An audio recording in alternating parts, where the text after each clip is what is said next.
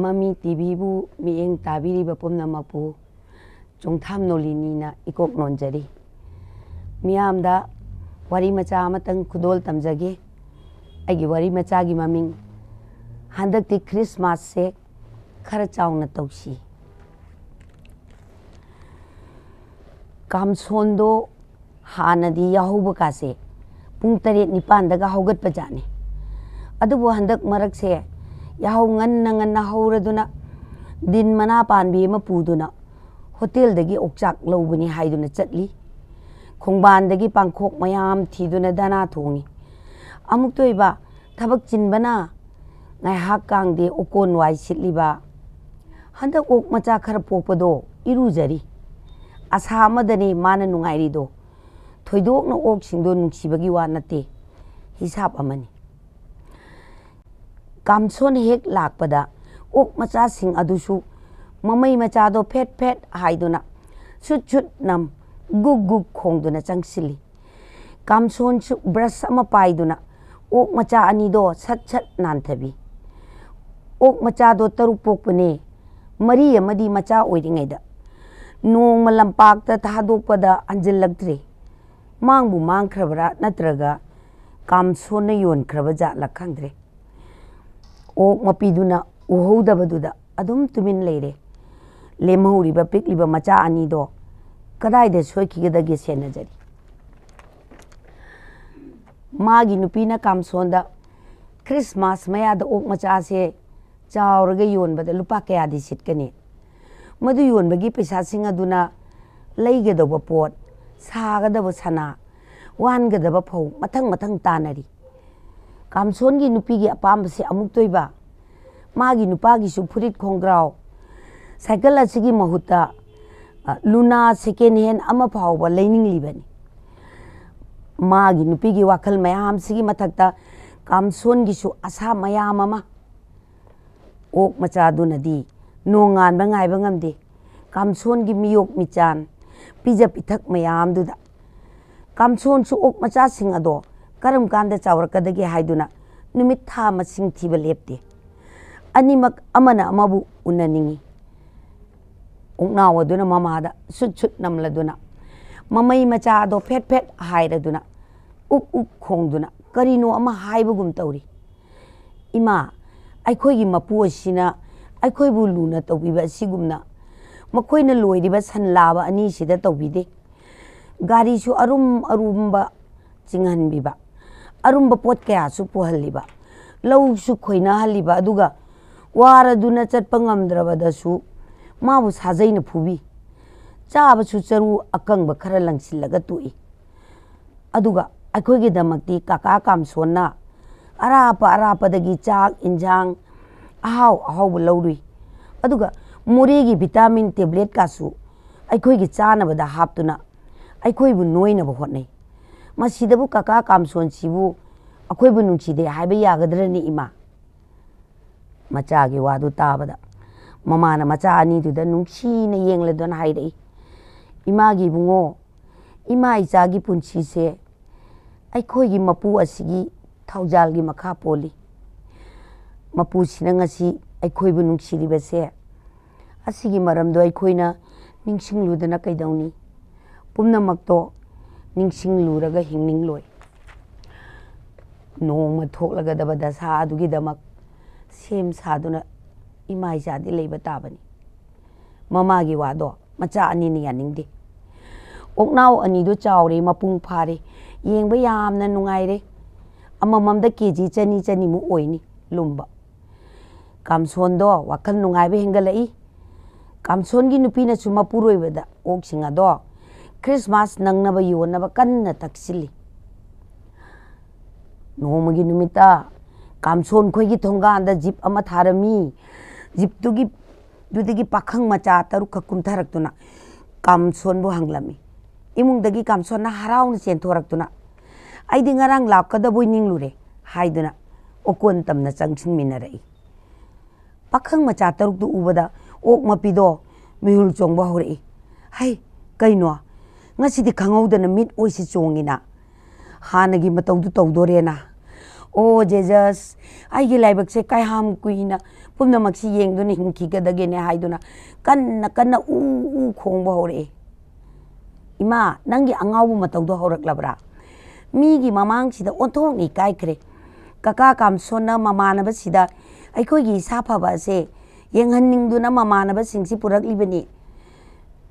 Imangi बुंगो अपंगबा नखोइदे अंगांगनी थोकलगदब अदो खांगदरीनी खलुबदे इमादे लेबा ngamdre इमा से बराबर ककाबु लाने लविको नते नते बुंगो इचा सिंगी मसा मऊ फनबा माना होनबा अहावबा चिंजाक विटामिन पिजबा पुनम नुंसिबगी नते नखोइने चाउरी मखै मागिदि पैसानी ने अखोइगे सदुम योलगा माना नुंगाइगे खल्लिबनी ने ममांग थादा कयारक तौख्रबनी मागी लमचतसे ममा मचा हाइनिंगै तंजा सिमक्तदा लाक्लिबे पाखंग मचा सिंगदुगी मरक्तगी अनीना मफी हुंदोक्तुना ओकोंदा चंगसिलै मपुंग फारब ओक सिंगदो फाननबा तानबा होरकले ओक अमदी मकोंदगी नानथोक्तुना चेनखिदुना मुंगसोंग अमदा सोर फुइना फुइना होंदना लोटलिंगैदा युम्बुदगी हुइदुसु कयादि फटखिद्रे मासु ओक्तुबु फाननबा मुंगसोंदुगी मनाक्ता चंगसिलक्तुना कन्ना कन्ना खोंगली लाइमा फतिदा मासु सा नतबा दुमगाई मिनाइदे मिनाइ असेंगबनी हे ओक्तुना खल्लिंगै तांजासिदा मियाम हुपचिलक्तुना फाखरे उपाय लेक्तरबा ओक अनीदुना खनखी ममाना हाइबदो चुमख्रेदा खुनिंग खुमांग अनीदा थौरीना कन्ना पुल्लगा वा अमा लेंगसिनदुना पुथोरकलगा सनगोन ममांगदा थमलमे सनगोनदगी सन अनीदुना नहान मखै ओक सिंगदुबु लूना तौबा पिजा पिथक तौबा अदुबु कलकलंबा अदुबु ngасꯤꯗꯤ ꯃꯈꯣꯏ ꯑꯅꯤꯕꯨ ꯎꯕꯗ ꯅꯨꯡꯁꯤꯕ ꯄꯣꯛꯂꯤ ꯎꯔꯨꯕꯗ ꯃꯃꯤꯠꯇꯒꯤ ꯃꯄꯤ ꯃꯇꯨꯝ ꯃꯇꯨꯝ ꯇꯥꯗꯨꯅ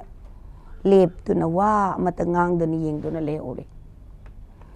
ꯉꯁꯥꯏꯒꯤ ꯂꯥꯛꯂꯤꯕ ꯃꯌꯥꯝꯗꯨꯒꯤ ꯃꯔꯛꯇꯒꯤ ꯑꯃꯅ ꯀꯥꯝꯁꯣꯟꯒꯤ ꯃꯈꯨꯠꯇ ꯄꯩꯁꯥ ꯃꯄꯨꯜ ꯑꯃ ꯍꯥꯞꯇꯨꯅ ꯚꯥꯏ ꯂꯨꯄꯥ 500ꯗꯤ ꯇꯥꯔꯣ ꯍꯥꯏꯗꯨꯅ ꯄꯤꯔꯝꯃꯤ ꯄꯩꯁꯥꯗꯣ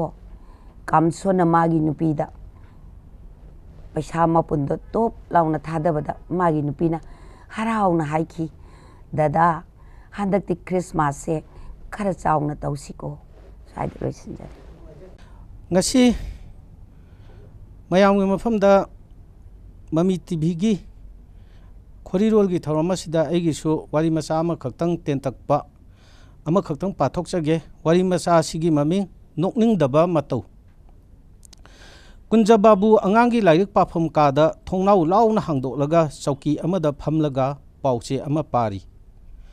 class 4 kariba nauriba machanupa bobobu kunja babu na manakta kausili mahak mapagi manakta leplei kunja babu na phurikhau humladuna haire bobo nang dukan dagi choru upu amata leiruso hoi baba kunja babu na lupa ani chatpidu machanupa da kunja babu na lupa Sani Satpidu Machanupada Piraduna Hai. Se Sida Paisa Lerese, Yamna Tuna Halu, Natrabdi Puni, Aduga, Kaini Kota Amasule, Kauni, Lupa Tara, Nahakna Kainoma Saragat, Kainoma later Sau Hare, Nang Kaini Kangi Kangi Dana, Hoi Baba Asapo Lainanaba Shell Pibu Duda, Bobogi Lanzadraba, No River Maitonda, Harabugi Mamitai. Mahak surup lairunaba dukan tamna hauduna chenkre mamangda su mahak mapagi surup lairunaba kayarak asumna chenkre ngahaki manungda churu amadi khaini leiruraga khonglei thuna yumda halai mapagi table mathaktuda bobona khaini amadi surup adu thami halakwa sel adu mapada pisilli kunjababu churu upudagi machai ama tapna sali table mathakta ngasaidagi mathau pangthoktana leiriba maikhet upudu tapna laukhali Maikhet macai ma lokthoklaga kheli ngangleinaba mairi ama maikhet macai adugi matonda chakli machinda chuptuna leiriba chorup aduda kunjababu na achakko maikhet macai duna mamal leina chamkhatli magi manaton makhul anidagi angauba maikhugi maram sing sangna thadori kunjababu na tawriba khudingma bobona nungaiba matau amaga loinana yengi kunjababu na Maiku chingchinba khudingi chorukki matonda chakliba hidak mana aduna chaktuna khangan ngan bududa बोबो ममित मना अमत कुप्ते चौकी आथरग फमलीब कुंजबाबूना table मथक्ता मागी मखोंग अनिदु सांगदा तिंगथोक्तुना थमलई मागी मचिंदा अमदी मनातोंदा चुरुकी मैखु लिरी लिरी सांगना कामथोरकली का अदुगी मनुंगदु चुरुकी मैखुना सिन थुंगना पाइदुना सानरई अमदी वोमखलई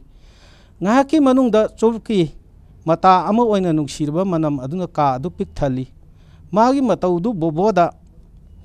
asum nungairaba kumai amagumna thokli marak maraktasu kunjababuna mana thakliba churupki tanthi adu khusana tak tak yaiduna estre da khathai masi mahaki yamna ningai dan urum lauba manungai amani bobo mamit mana kupte mapagi matau yengduna lei Sorup ki tanthina estre da thadakhibudu masana ama oinasu bobona uri kunjababu gi nupi memchan hari moi ba chak charasi laklo hoi laklage ibungo nangsu chak charasi laklo nakut hamluro kunjababu iru maithajaba chaba thakpa loiduna office amukaki suti oiba mathang numitki nungthil pobob amadani kunjababu chakcha toklaga ngahak yana khada nungsa yaiduna phamdunu leiri मागी नुपी ma'am चाना संगसिलक्तुना मनाकोंग मयादा खुद खलगा सोंथांगना कुंजबाबू हाइरे मोइबा अमुक्ता अंगांगी लाइरी कागी मपा फावबो चलुसि लाव स्रोत pack अमता लाहंदना आइगी तुंग इन्नबिरउ करिनोने आइदी नुंसांग हाक याइनिंगलिने हो अमुक कोन याइरो चत्ता चलुसि लाव अमुक्ता मोइबा कुंजबाबू मागी नुपीगी मतुंग इंदुना अंगांगी लाइरी पाफम कागी थोंनाव मपा तमना खुनिंग कांगदुना येना खारोमदगी लाक्ले खजितंग काथोलिबा थोंनावगी मखुल अदुदा मेमचाना खुदोंबि थिल्लगा कुंजबाबूगी मनाकोंगदा सोंथांगनन हाइरि मोइबा थोंनावगी अहोबो मखुल असिदा अमुक्ता येंगुने कुंजबाबूना थोंनावगी अहोबो मखुल अदुदा चेक मुक लाउदना येंगसिली बोबो चौकी अमदा ngathरदुना फमली मपाना तौबगा च माना टेबल मताई अदुदा मखोंग अनिना लांबा फंगबोय फंगदबोय लामलगा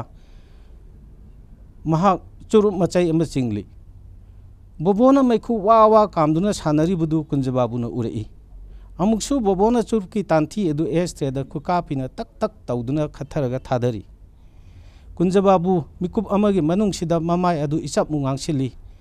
महाक अदु नोकनिंगबा फावदे महाक लैमायदा ममाय लुकथबा खंगौखिदे महाक मचिंदा वा मचेत अमता ngang थोंनावदगी लैथोरकलगा चप लेपलगा लै कुंजबाबुगी मतौ येंगलगा लैरिबि मेमचाना मुमो नोकलदुना कुंजबाबू हंगलई करी उबगे मोइबा कुंजबाबू मागी नुपीदा कैसु खुमलक्ते खुमनिंगबा फावदे अंगांगी मतौसे नोकनिंगद्रा मखोय बाबा मतम अदुदा कुंजबाबूना निंगसिंगलकपा वा हाइबबु वा nganगंदबि मागी नुपीना हेक हाइबा अंगांग ममांगदा चुरुप थकनुने हाइबो बहाय अमखक्तंगदी मागी नाकोंगदा तारकपा असिनी मतंग सिदा आइगी वारी लोइजरे आइने पाजगदोरिबा वारी मचा सी 2004 इरमदा मसिगी सना लेबा पाउचेदा फोंजखिबनी लेजरे आइगी वारी मचा अथुम्बा नुंछा राधा मानबी नतबरा लोबुक लमहांग लमजाउगा थंगनबा खुंदोंदुगी युमदोन पोक्तुगी मतोन थोंगाल मयागी लंपाक मसीदुदा तामना संदोखरिबा लबुक फावदना चेलिबा लखोंग चिंगया लोइरोय संदोखरिबा चिंगदुमसिंग मखुंगंगी आंगांगसिंगना वांगबा तानना पारिबा तेलंगा मयामदु येंगलु उरुरगा महौसा आंगांग ओइरिंगैगी पुंकक चारोकपा मथोट कारंगैगी नौना युम्बाल लंगैगी हौखिबा पुंसिदु निंगथमगी नुंसा यायना निंगसिंग लंगला चिंगथोंलिंगै मरै कायगी मरोय मनाव ओइना लोइनरकपा तादा तोंजाउना कौबा ताहौद्रे नता हौद्रे हाइबसु याद्रि हौखिबा पुंसिगी निंगसिंग मालहुंगनबा मंगालदा मंगलाकनरुबनी लौसिंगलाई खोंजेल लाखिबा माइकैदा येंगलोय मानी तादा तोंजाउनी तादा मानी नचन्ने लेंसिनबिरो खुदादा खुदोंग फानसी मनाक्ता लैरिबा लाचेत लौदुना सुही अनौवा हापतुना सुबा हिदाकतु सेमलगा खुदोंग लाली तोंजाउदा तादा खुदोंग फानसी मै चाकपिरो सही कया अमगी ममांगी थौदोक्सिंग हौजिदा थोखिबगुमना मांगदा लिपत लिपत चटलरी मतमदुदा राधामानबी तोंजाव माबु नुंसीदब नटखिदे अपोकपा अपोकपी अनीगी मचा निंगोल पोक्चबगी अहकपा पीदब यादबा दाबी अमा तालपगुमना तौखी अहल लमनसु तोंजावना राधामानबीबु खोइदारे हाइबसी खंगदब नत्ते तोंजाव लैकाईगी मरमोकपा थक्सी खासी खंगबा लमचत बेबार फजबा मचा मया ओइबदा मतिक चाबा मियोय अमनी हाइबसु खंगी अदुमोइनमक नुपा अमा ओइबगी हाइनखिबा लेपखिबा खोंफमदगी होंगदबा मिसक अमा ओइरेई राधामानबीगी अपोकपा आगांग ओइरिङैदगी हौमिन कामिनरखिबा चाक चालुक अमतद चामिनरखिबा मरुक्की मचा सकपा ममौ ओइना थाजै योंजखी राधामानबी तोंजाव होइगी लेकाइदनी तोंजावगसु तिनजबा थानेलदनी कुइदे मचागी मबुनिंग खंगबा तोंजावगी अहल लमन्ना सकचु फजबी चुंग फिराल चाबी नुपी ओइबिगी मगुन चेनबी रुकमनीबु चनबीगी मखा पोना लिचत काइदना हाइजे चच्चा हाइजिंग खराई पुदना युमलेप चार तमलखी तोंजावगी लोइनबी ओइना मतमदु लमतागी याउसंग थाबल हौख्रे चिंगोई बारोनिनी तोंजावना पुंसीगी आशा अमना लमजिंगलदुना मताव अमगा लोइनना राधामानबी होइदा खुदोंग फानबा लाखिबा नोंमु नुमिदांग वैरम अमा तोंजाव होइना सुमांग यौसलकपदा मंगाइरी राधामानबीगी ममा इबेमा थोलपगे हेक मायुकनरुई चिंगलेमना कौरुई इबुंगो होय लाक्लिब्रा अहोय इने इबेमा राधा नंग तादा तोंजाव होय लाई फिदा पुथोरओ अहल लमंदे कमदौरी इबुंगो अना येक याउदेको अहोय इने थोइदोंपा अना लाइसिनदरी फिदा सोमदा लेंछनबियु तादा होय खुदोंग अमुक्ता लौथोकचरुखिगे महौसा तोंजाव सी खरा इकाई थिगली महौसाना चिंगोई बारुनी खुरम चलुसी हाइगे लाकपनी थमोइनिंगी वा चिनबान लानबा ngमहौदे लाकमिनबा मताव खोंबुनसु वाहौ वापांग लगते संखिबना हानखरे थमोइनिंगी मवादी मफोंखिगे मखल्ले इबुंगो होय खुदोंग फालु नुमित लेथखरे इने मना मसिंग खरा अदु इसिंग चारुखिगे कुइथदरे तोंगानबी राधामानबी तंखाई हेना चाक्सिलबा तिकीन नंदुना लारैद निंगथीना हाबलबा खुदोंग लालरै तादा होय खुदोंग फानसी लालरिबु खुदोंग उबदा तोंजाव वाखल लांथेंनबा हौरकले यावासीबु फोंखिसिरा नत्रगा खुदोंग फानबा लाकपनी तुमिन्ना सुम फुमदुनुबु थमलसिरा खल्ली नुपा मचा इथौदांग कांगबददी कांगलमलगे लेजबा थौना पुथोकदुना थोंबा पाइदुना लेबलिबी राधामानबी येंगदुना हाइरे बेमा राधामानबी कुमसीगी इबुंगो होय खुदोंग फालमली अहोय लाक्चरमली आई बेमा से संबल से सेमजिनबा इताउदगी पयानी सगाइदा अदु लंखलु अदुगा नंबु चिंगोई बारुनी खुरमनिंगब्रा चनिंगलबदी नंगी तादा थानिलगा खोंबु ओइनबा हाइरमबनी लेकरक अरावबो अमतंग लेरमलबदी मालेम लेखादा चंगलगे वाखल फावबु यौखरे वाहौरुबो यावा मपुंग फाखिद्रे खुदोंग फालबनिना इबेमा अमुक यौजरगे मताव खोंबुदुगा थोलखिबा दृश्य मिटमांगदा संसंग लेबलरी नुमितुबु राधा पाखंगी यावा मखा करितानी खंखिदबरा करिगी खंगदनी यावा मखा खौरांग नाइजा थोंबा पाइदुना लेपचखिबी आइनी अदुगा करिगी लारै नुंगदे यावरिबा खुदोंग nganthak अदुदा तंखाई हेना चाकलिबा तिकी महौसाना तयांग तसोइगनबी मिपाई चाउबी नुपिजागी मपुनी खंगबिरिबा नतबरा मधु फना ओइदुनसु इपा इपुगी चना लोंचत वांग लानखिदबरा चना लोंचत वांग लानखिबरा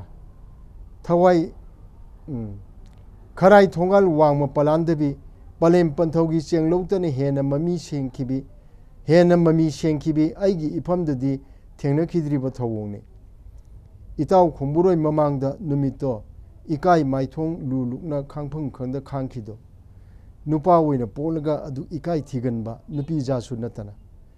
नुपितुगी थौदोगदुदी कैथेन सन्म ओइरसु सगुप साइबा काउनिदो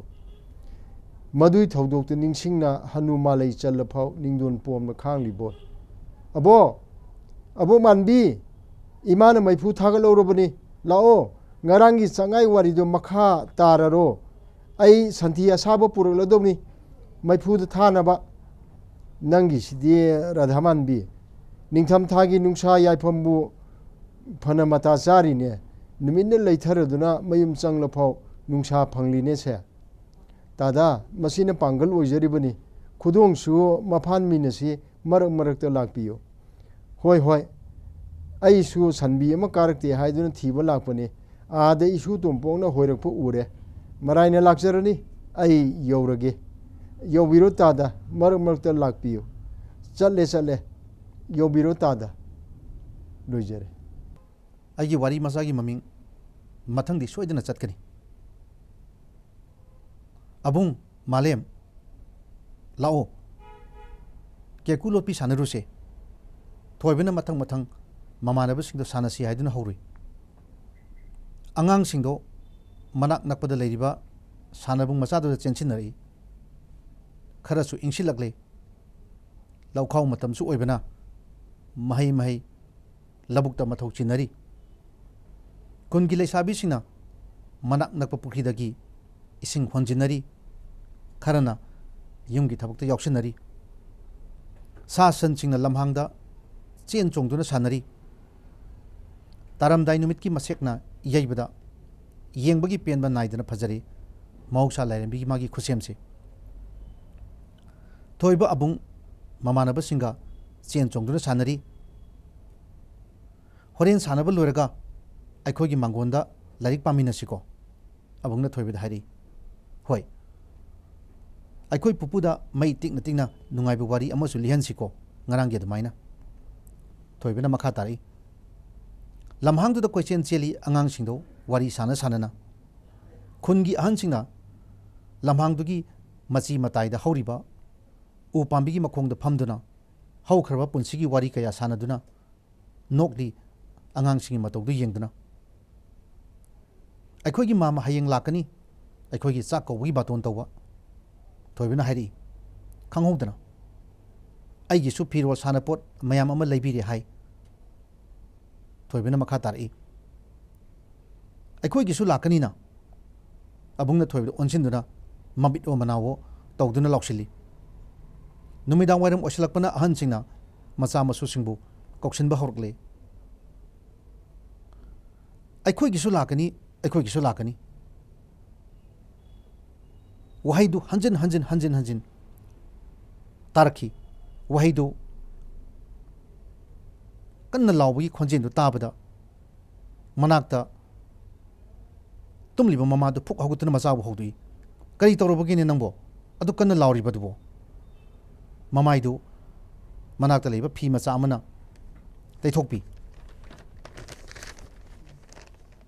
ꯃꯆꯥꯗꯨ ꯍꯨꯃꯥꯡꯅ ꯄꯨꯂꯞ ꯂꯨꯞꯄꯝꯃꯦ ꯏꯪꯂꯕ ꯅꯨꯃꯤꯗꯥꯡꯗꯨꯗ ꯊꯦꯡꯂꯦ ꯅꯨꯃꯤꯗꯥꯡꯒꯤ ꯃꯇꯝꯗ ꯄꯨꯡ 10ꯃꯨꯛ ꯇꯥꯒꯗꯧꯔꯦ ꯀꯔꯤ ꯇꯧꯔꯕꯒꯦ ꯅꯪꯕꯨ ꯍꯥꯏꯗꯨꯅ ꯃꯃꯥꯅ ꯃꯃꯥꯏꯗꯣ ꯐꯤ ꯃꯆꯥ ꯑꯗꯨꯕꯨꯅ ꯂꯦꯞꯇꯅ ꯅꯥꯟꯊꯣꯛꯄꯤ ꯃꯅꯥꯛꯇ ꯇꯨꯝꯂꯝꯂꯤꯕ ꯃꯤꯑꯣꯏꯁꯤꯡꯗꯨꯁꯨ ꯃꯈꯣꯏꯗ ꯑꯣꯟꯁꯤꯟꯗꯨꯅ ꯇꯨꯃꯤꯟ ꯌꯦꯡꯗꯨꯅ ꯂꯩ ꯃꯌꯥꯝꯗꯣ ꯃꯨꯔꯨꯝ ꯃꯨꯔꯨꯝ ꯄꯪꯁꯣꯟꯗ ꯁꯣꯟꯅꯩ ꯄ꯭ꯂꯥꯁꯇꯤꯛꯀꯤ ꯄꯥꯛꯂꯕ ꯗꯝꯕꯨꯔ ꯑꯃꯒꯤ ꯃꯊꯛꯇ ꯇꯨꯝꯂꯤꯕ ꯃꯤꯌꯥꯝꯗꯣ ꯐꯅꯗꯤ ꯌꯥꯝꯃꯤ ꯑꯔꯩꯕ ꯑꯊꯥꯕ ꯐꯤ ꯈꯔ ꯆꯔꯨꯒꯤ ꯃꯣꯝꯄꯥꯛ ꯈꯔ ꯕꯣꯔꯥ ꯈꯔ ꯂꯩꯃꯥꯏꯗꯨꯗ ꯊꯥꯖꯤꯟꯗꯨꯅ ꯑꯏꯪꯕꯕꯨ ꯃꯥꯏꯊꯤꯕ ꯄꯤꯅꯅꯕ ꯍꯥꯏꯗꯨꯅ ꯑꯔꯩꯕ ꯑꯔꯨꯝꯕ ꯐꯤ ꯈꯔ ꯁꯦꯠꯆꯤꯟꯗꯨꯅ ꯌꯣꯝꯁꯤꯟꯗꯨꯅ ꯍꯣꯠꯅꯔꯤ ꯃꯤꯄꯨꯝ ꯈꯨꯗꯤꯡꯃꯛ ꯂꯩꯀꯥꯏꯗꯨꯅ ꯆꯂꯥꯏꯕ ꯃꯜꯂꯕ ꯁ꯭ꯀꯨꯜ ꯑꯃꯒꯤ ꯔꯤꯂꯤꯐ ꯀꯦꯝ ꯍꯥꯏꯅ ꯃꯌꯥꯝꯅ ꯊꯥꯅꯔꯤꯕ ꯃꯐꯝ ꯑꯗꯨꯗꯅꯤ ꯂꯦꯛꯂꯤꯕ ꯃꯤꯌꯥꯝꯗꯣ ꯏꯃꯥ ꯃꯥꯃꯗꯣ ꯅꯤꯉꯣꯜ ꯆꯥꯛꯀꯧꯕꯒꯤ ꯕꯥꯇꯣꯟ ꯇꯧꯕ ꯂꯥꯛꯂꯝꯃꯤ ꯑꯩꯒꯤ ꯃꯪꯗꯨꯗ ꯑꯕꯨꯡꯅ ꯃꯃꯥꯗ ꯑꯣꯟꯁꯤꯟꯗꯨꯅ ꯍꯥꯏꯔꯤ ꯃꯃꯥ ꯋꯥꯗꯤ ꯉꯥꯡꯗꯤ ꯃꯃꯤꯠꯇ ꯃꯄꯤ ꯏꯔꯥ ꯆꯦꯜꯂꯤ ꯑꯩꯈꯣꯏ ꯁꯤꯒꯤ ꯔꯤꯂꯤꯐ ꯀꯦꯝꯞꯁꯤꯗ ꯀꯌꯥꯝ ꯀꯨꯏꯅ ꯂꯩꯈꯤꯗꯣꯏꯅꯣ ꯌꯨꯝꯗ ꯆꯠꯂꯁꯤꯕ ꯑꯕꯨꯡꯅ ꯃꯃꯥꯗ ꯅꯤꯡꯉꯥꯏ ꯇꯧꯔꯤ ꯆꯠꯂꯅꯤꯗ ꯌꯨꯝꯗ ꯊꯨꯅ ꯆꯠꯂꯗꯕꯅꯤ ꯑꯩꯈꯣꯏꯒꯤ ꯌꯨꯝꯗꯣ ꯁꯥꯕ ꯂꯣꯏꯔꯒ ꯁꯣꯏꯗꯅ ꯆꯠꯂꯅꯤ ꯃꯃꯥꯅ ꯈꯨꯝꯃꯤ ꯑꯩꯒꯤ ꯂꯥꯏꯔꯤꯛ ꯐꯤꯔꯣꯟꯁꯤꯡ ꯌꯨꯝꯗ ꯂꯩꯍꯧꯔꯤꯕ ꯁꯥ ꯁꯟꯁꯤꯡ ꯌꯦꯟꯕꯤ ꯌꯦꯅꯥꯎ ꯃꯆꯥꯁꯤꯡꯗꯣ ꯑꯃꯠꯇ ꯂꯩꯔꯝꯂꯣꯏꯗ꯭ꯔꯥ ꯏꯃꯥ ꯃꯆꯥꯅ ꯃꯈꯥ ꯇꯥꯔꯛꯏ ꯂꯩꯇ꯭ꯔꯦ लोइनमक मांखरे अदुबु इचागी लाइरिकती ममाना सोइदना लेबिनिदा असी हाइदुना मजाबु थेमजिली इमा मामा होइदि कदाइदा लेरिबगे अबुंगना खंगिंगना हंगी नखोइगी मामा मचा सिंग लोइनना मखोइगी अदुवाइदा हांगबा मयामना रिलीफ कैम्प हाइना खंगनबदो अदुदा लेरि हुजिकसु मांखरे ताखरे उत ओनखरे लन तुम कया मियोय कया मरा लेजरब मियोय कयागी थमोय सेमजिनबा ngamdaba mongda kaikre kananasu themjinba kananabu themjinba ngamgani mangkhrabada punsigi lepcharamba maral sing tanglaba macha masu sing nungsiraba mama mapa sing sa olaba miyoy bani haibada lalaroida kangupki irang phatti da ko tamchi da ko na khoise kanana siliba kanana awaba tariba yengbada onthong awabagi masak haibada oide ko machana makha dari adudi makhoi si loina mak mayum makai thadok na chatkre adudi yumsu sakrabro loina mak mangkrabro hoi makhoi gi su akhoi gi sumaina ne loina mak mangkhre karigi lan tongnari bano aduga karigi yum mai thari bano karigi mi hatok nari bano angang duna hanglali ba arubo wahang dugi pakhum mama na pi bangam khidi mama duna sumna tagi wahai ama khaktang hai lan bu kari kana bagine asi hai duna macha du themjali makha ta bu wahai di mapi de ira chen banatana kari gum wahai ama tasu phongdo pangam khidi bafam kaya da nomai kamna bagi ima ibel singna sipai singa mukna bagi wari tiar gas kapagi sokpagi pau sibagi pau nongan bagi nimit taw phawba khana sena bagi wari ngakta lepa naidi ngasi piglib angang sida tariba asiguma mami ase hayeng chawraga kari oiragadaba tumina khali ahal singdana maithongda wadi amata ngangdana ado mathangdadi akoi soidana chasiko chakobado man khomi mathangdadi ne aikoi gi yum soidana saragani nakhoi gi mama hoigi su saba loiragani aduga aikoi soidana chaladabani mathangdadi mahangna baton toba su laglagani aikoi gi nangi sanapot phajaba phiron mayam masu man lebiragani phare thengle tumlose wa makha taraganu masabu tapna thiamli tumnanaba ngahaki matungna masadu tumthakre aduga mamagi mamiti adumak pangduna leiri karam matamda usanba ngamgadagi haibadudi haiba ngamkidre amuk su khali aina isada hairiba mathangi chakokba haibasibu karam matamda lakadabanoni mami tv bu miyeng tabireba khwai khudimapu anauba sahina lakpada taramna oksebagloina puno pu khurumjari aigi wari masagi maming taibangan badagi taibangan bi angangi mapadi krai chakrage laison tinson tawgodoriba nupa aduna koyeng yengladuna hanglakibani khudaktuda pari gi mapa to malna paribu amada hangduna koithi thirei atai leiriba imung manungna su paribu koithi thinari ani suba oina machanupi ama nauna phangjabagi nungairaba ipan thabagi nimit asida laison tinson tawgado matam sida mapi marol phaijobna chingba sesi lagaleramani adubu mayamna thiba khangkhidre leiriba imungdugi mipum ayamanasu numitugi ipan thabagi thoram ithau thausanadabugum tawki tawudapu parigi mapa to maldi yamna wajaki mamong ni pigi mapamgi miyoi singi mamangda yamna ikaiba nangki machanupa parigi oiragliba mataw asida yamna yaningkhide aduna machanupa pari leitrabasu machanupabu yamna sauna chaikhi masagi ipan nimita mahangna tawribasibu karino waraktaba oktaba masasi ngasi yumda hanjalkisano parigi mapa to malgi kanthi thokna sawga matawduda machanupabu kankhal aduna parigi mama tarubina tuminna themjenki yare to piro khit मीगी ममांग फजदे से मपा याउद्रसु अदुम सोंजरसनु पारी की mama तरुबीना मचा नुपागी मथोंग हुक्तरब लिचत अदुदा सौगल्लिबदुगी मरम खंगलब तोमालना अमुके हेना सौगल अदुना खोंजेल हौना तरुबीदा लाहोलै करी मपा याउद्रसु हाइबदी नंगसु नचा नुपागा मानरिब नत्रौ नखोइना हारिबसिबु पारी सिबु अगांग सिगी मपा नाति हाइगी हारिब्रो हा इपान यावर लागलिबा मिपुम अयामना कुमहिगुमनि येंगनख्रे खरा अमना तोमालबु खामजिनबा honorary तोमालगी हौनबी ngangrabadi leptana makha sathabi da tawrei nupi machadi mi natrabro hari bisibo imong nupi na poliba angang sibu mahaki macha natrabro haibani hui hogdong ni haigi hari bro nati miyoiba amana miyoiba ama pokpa sibu phagiro haibani tomalgi lawbo khongba tawrpadu dadi mahok sana maching khanglaba tarubi du tumin thokiduna mayamarakta machi emada na thaiduna laikre ibungo अंगागी मपादु लैखिद्री हाइबा खल्लगा अदुम सोनबिरो तोमालसु लाइसोन तिसोन तगदोरिबा नुपादुदा साउन हारमलगा मपाना थोखी निमिद अदुदा मनिंग कुमलिबी पांथोइसु यामना कपखी तंगाय फदना थौरम पांथोक्तबा यादबना इरांग लांगना लोइसनख्रे निमिद अदुदा अहिंग थेंगलबा फावबा पारी हलखिदे नोंगालमदाय मतमदा मखोलमा तारे पांथोइसु बिकप थोकलै mama तरुबीना पारीबु ngang इमुंगदा पुसलै पारी you फजन गावरे पांथोइसु वा गांगदे mama तरुबीसु मचा नुपाउ फबुंगदा फमहल्लमलगा थोखरे अदुगी मतुंगदा फना कुइना पारी अमसुंग पांथोइ कौनखिदे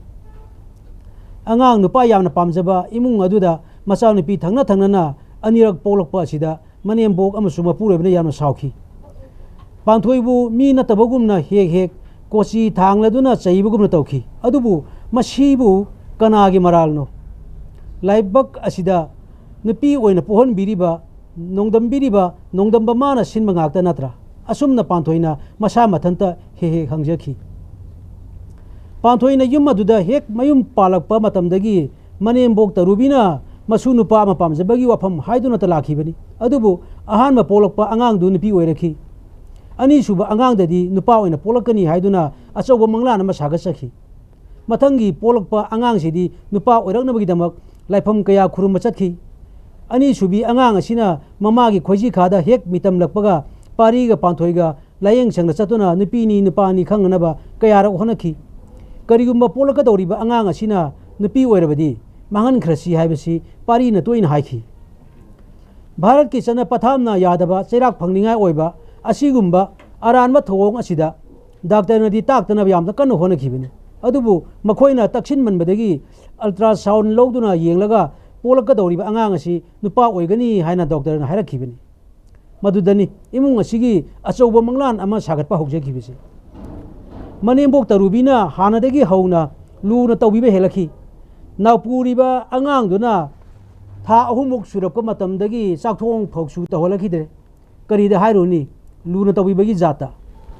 ममौ नुपीना चाननबा हैरा अथुम अहाव तोइना लेबिरखिबनी पिकलिबी सही अनितंग सुरिबी मसु नुपी अमा लेरी हाइबसिदी इकाउ काउथोलगा नुपा पोलकदबी ममौ नुपीतबु Luna तौबे हेलखी नुंदांग चाक चाबा तोलो मतुंग colic वायरम सेंगनरबा मतुंगनी पांथोइसु मचा नुपीबु तुमहननबा फबुंगदा सुंबा होनरी पारीना चंगसिलक्तुना हाइरे नचा नुपाई ममिंग करी थोनसी हाइबा हौजितगी हौना ममिंग थोलगी हाइरिरो हौजितगी हौना ममिंग थोनबा पामलबा एदी पांथोइना नोनिंगबगा लोइना खंगौदुना हाइदोखी चुही चफु कौखाय जनिको करी हाइबा पांथोइना खुशी खुनान थोक्तगी हाइदोखिबा वाफमदुदा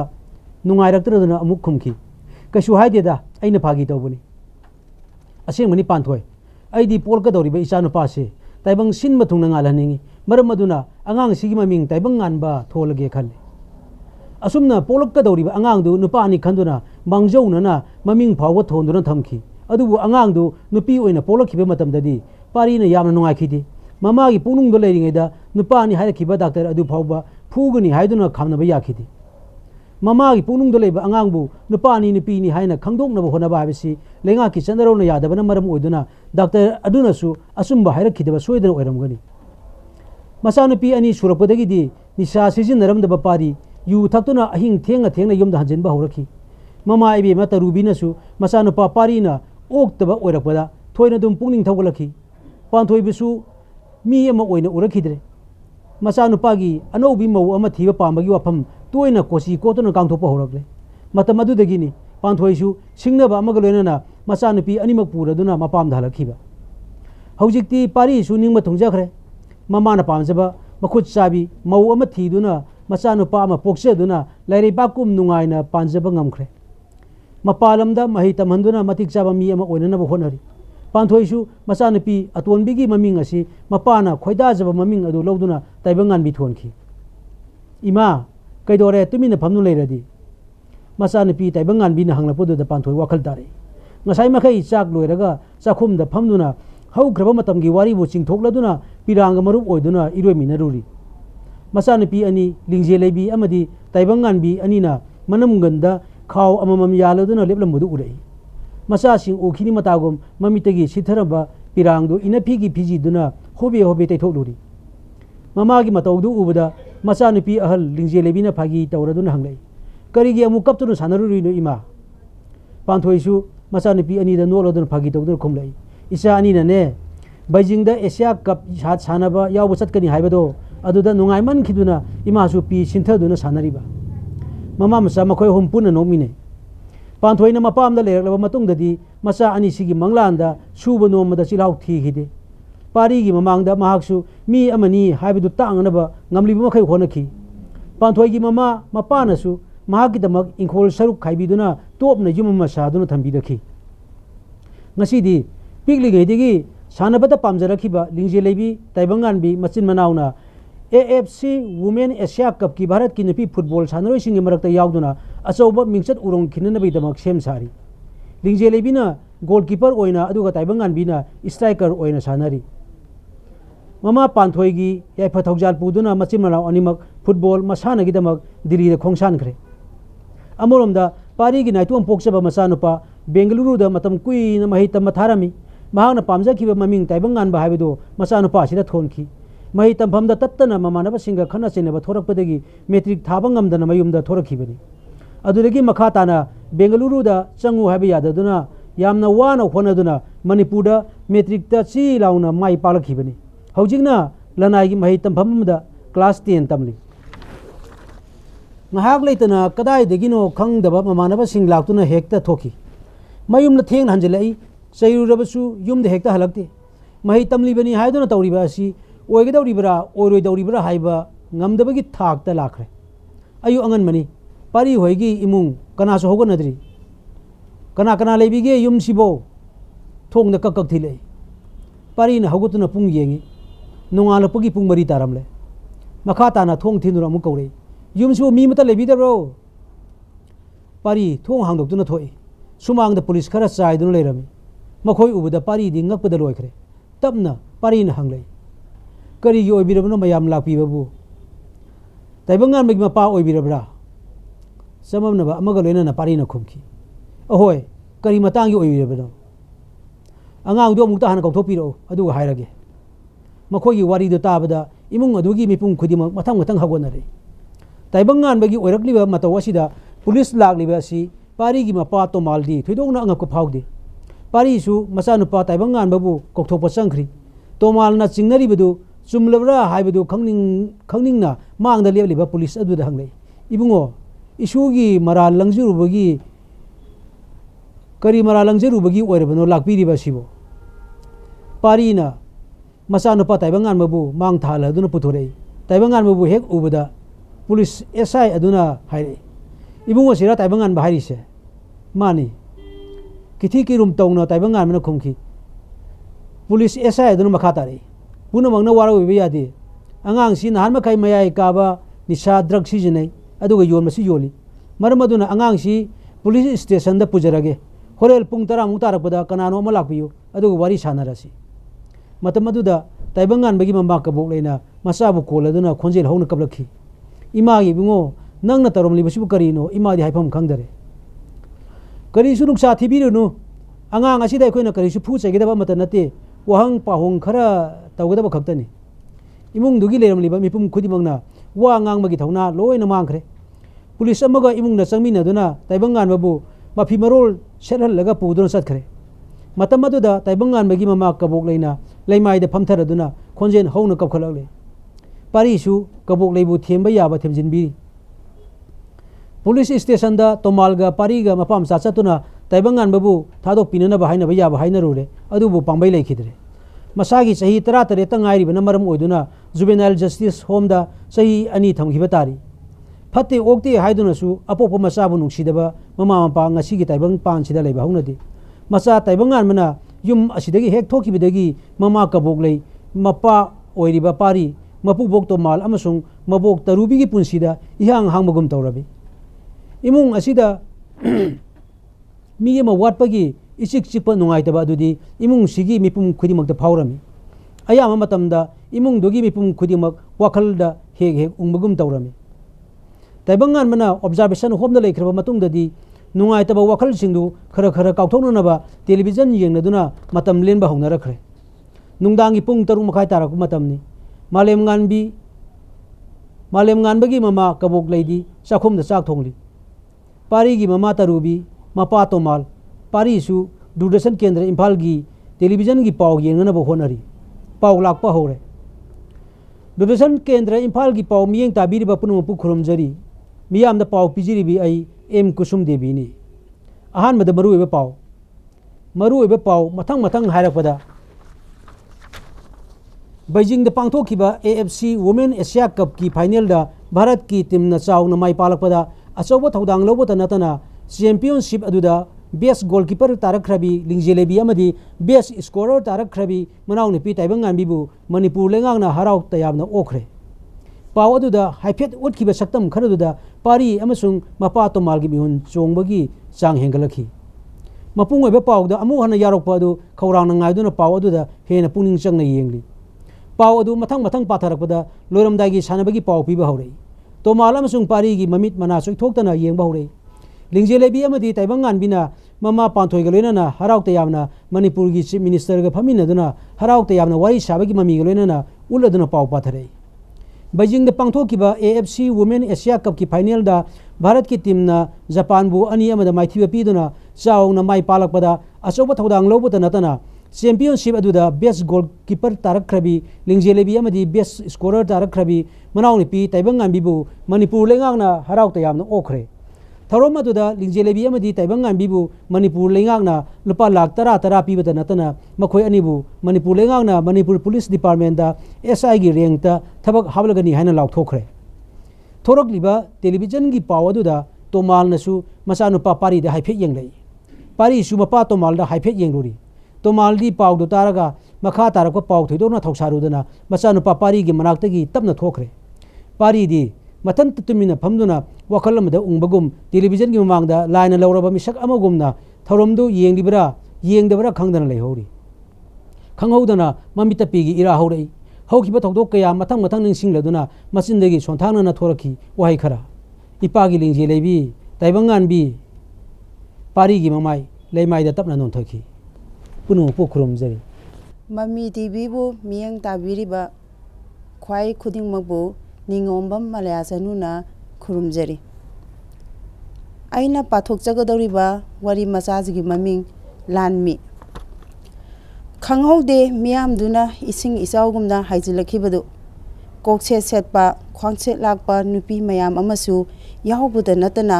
मखुता उतुप वातुप पाइबा नहारोल कया अमसु याउरी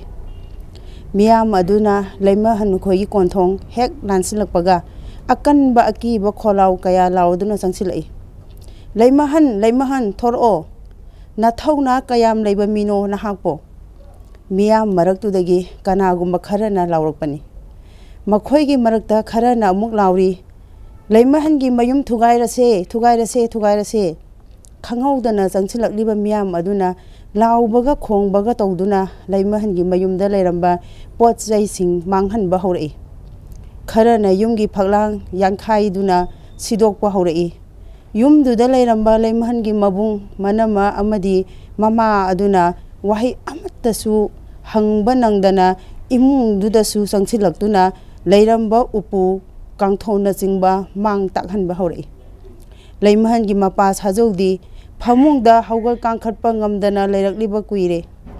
खंगहौदबा लांदा अदुदा वाखल अमत्तसु खनबा नंगहौद्रबा इमुंगदुदा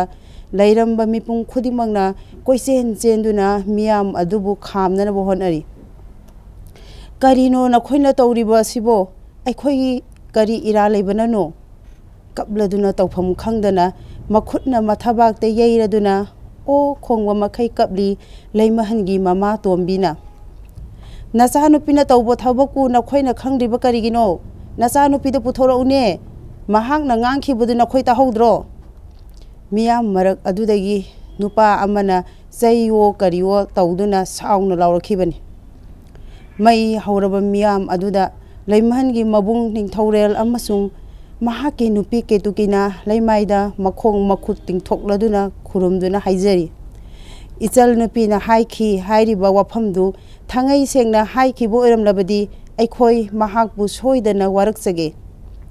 ꯃꯔꯛꯁꯤꯗ ꯂꯩꯃꯍꯟꯒꯤ ꯃꯃꯥꯅꯁꯨ ꯃꯃꯤꯠꯇ ꯃꯄꯤ ꯁꯤꯟꯊꯔꯗꯨꯅ ꯃꯈꯨꯠ ꯑꯅꯤ ꯂꯣꯟꯅꯔꯗꯨꯅ ꯃꯌꯥꯝꯗ ꯍꯥꯏꯖꯔꯛꯏ, ꯃꯌꯥꯝ ꯑꯩꯒꯤ ꯋꯥꯁꯦ ꯑꯃꯨꯛꯇ ꯇꯥꯕꯤꯌꯨ꯫ ꯃꯈꯣꯏ ꯃꯄꯥꯁꯨ ꯃꯁꯥ ꯍꯧꯒꯠ ꯀꯥꯡꯈꯠꯄ ꯉꯝꯗꯕ ꯃꯈꯩ ꯑꯅꯥꯕ ꯑꯃ ꯂꯣꯏꯅꯗꯨꯅ ꯂꯩꯔꯤꯕꯅꯤ꯫ ꯌꯥꯔꯒꯗꯤ ꯋꯥꯊꯣꯛ ꯑꯁꯤ ꯏꯆꯥꯅꯨꯄꯤꯁꯨ ꯃꯄꯥꯟ ꯂꯝꯗ ꯂꯩꯈꯤꯕꯅꯤꯅ ꯏꯆꯥꯅꯨꯄꯤ ꯊꯣꯔꯛꯂꯒ ꯁꯦꯡꯗꯣꯛꯆꯍꯜꯂꯒꯦ꯫ ꯂꯩꯃꯍꯟꯒꯤ ꯃꯃꯥꯅ ꯐꯅ ꯌꯥꯝꯅ ꯍꯥꯏꯖꯔꯕꯁꯨ, ꯃꯕꯨꯡꯒ ꯃꯅꯝꯃꯒꯅ ꯐꯅ ꯅꯣꯟꯖꯔꯕꯁꯨ ꯃꯤꯌꯥꯝꯒꯤ ꯏꯍꯧꯗꯨꯅ ꯍꯦꯟꯈꯤꯕꯅ ꯂꯩꯃꯍꯟꯒꯤ ꯃꯌꯨꯝꯗ ꯂꯩꯔꯝꯕ ꯄꯣꯠ ꯆꯩ ꯈꯔ ꯑꯃꯗꯤ ꯌꯨꯝꯒꯤ ꯁꯔꯨꯛ ꯈꯔ ꯑꯃꯥꯡ ꯑꯇꯥ ꯊꯣꯛꯍꯟꯈ꯭ꯔꯦ꯫ ꯉꯁꯤꯗꯒꯤ ꯄꯥꯔꯒ ꯅꯨꯃꯤꯠ 5ꯅꯤꯒꯤ ꯃꯅꯨꯡꯗ ꯂꯩꯃꯍꯟꯕꯨ ꯃꯤꯌꯥꯝꯗ ꯂꯥꯟꯈ꯭ꯔꯦ ꯍꯥꯏꯅ ꯁꯦꯡꯗꯣꯛꯍꯟꯗꯕ ꯇꯥꯔꯕꯗꯤ ꯃꯈꯥ ꯇꯥꯔꯛꯄꯗ ꯑꯣꯏꯔꯛꯄ ꯃꯍꯩꯗꯨ ꯑꯐꯕ ꯑꯣꯏꯔꯣꯏ ꯈꯪꯉꯨ꯫ ꯑꯀꯟꯕ ꯋꯥꯍꯩ ꯈꯔꯁꯤ ꯍꯥꯏꯔꯝꯂꯒ ꯃꯤꯌꯥꯝꯗꯨ ꯇꯞꯅ ꯇꯞꯅ ꯀꯥꯏꯅꯈ꯭ꯔꯦ꯫ ꯑꯗꯨꯕꯨ ꯂꯩꯃꯍꯟꯒꯤ ꯃꯃꯥ ꯇꯣꯝꯕꯤ ꯑꯃꯁꯨꯡ ꯂꯩꯃꯍꯟꯒꯤ ꯃꯅꯝꯃ ꯀꯦꯇꯨꯀꯤꯗꯤ ꯃꯥꯡ ꯇꯥꯛꯂꯕ ꯌꯨꯝꯒꯤ ꯄꯣꯠ ꯆꯩ ꯀꯌꯥꯅ ꯆꯥꯏꯈꯥꯏꯗꯨꯅ ꯂꯩꯕꯗꯨ ꯌꯦꯡꯂꯗꯨꯅ ꯀꯞꯂꯤ꯫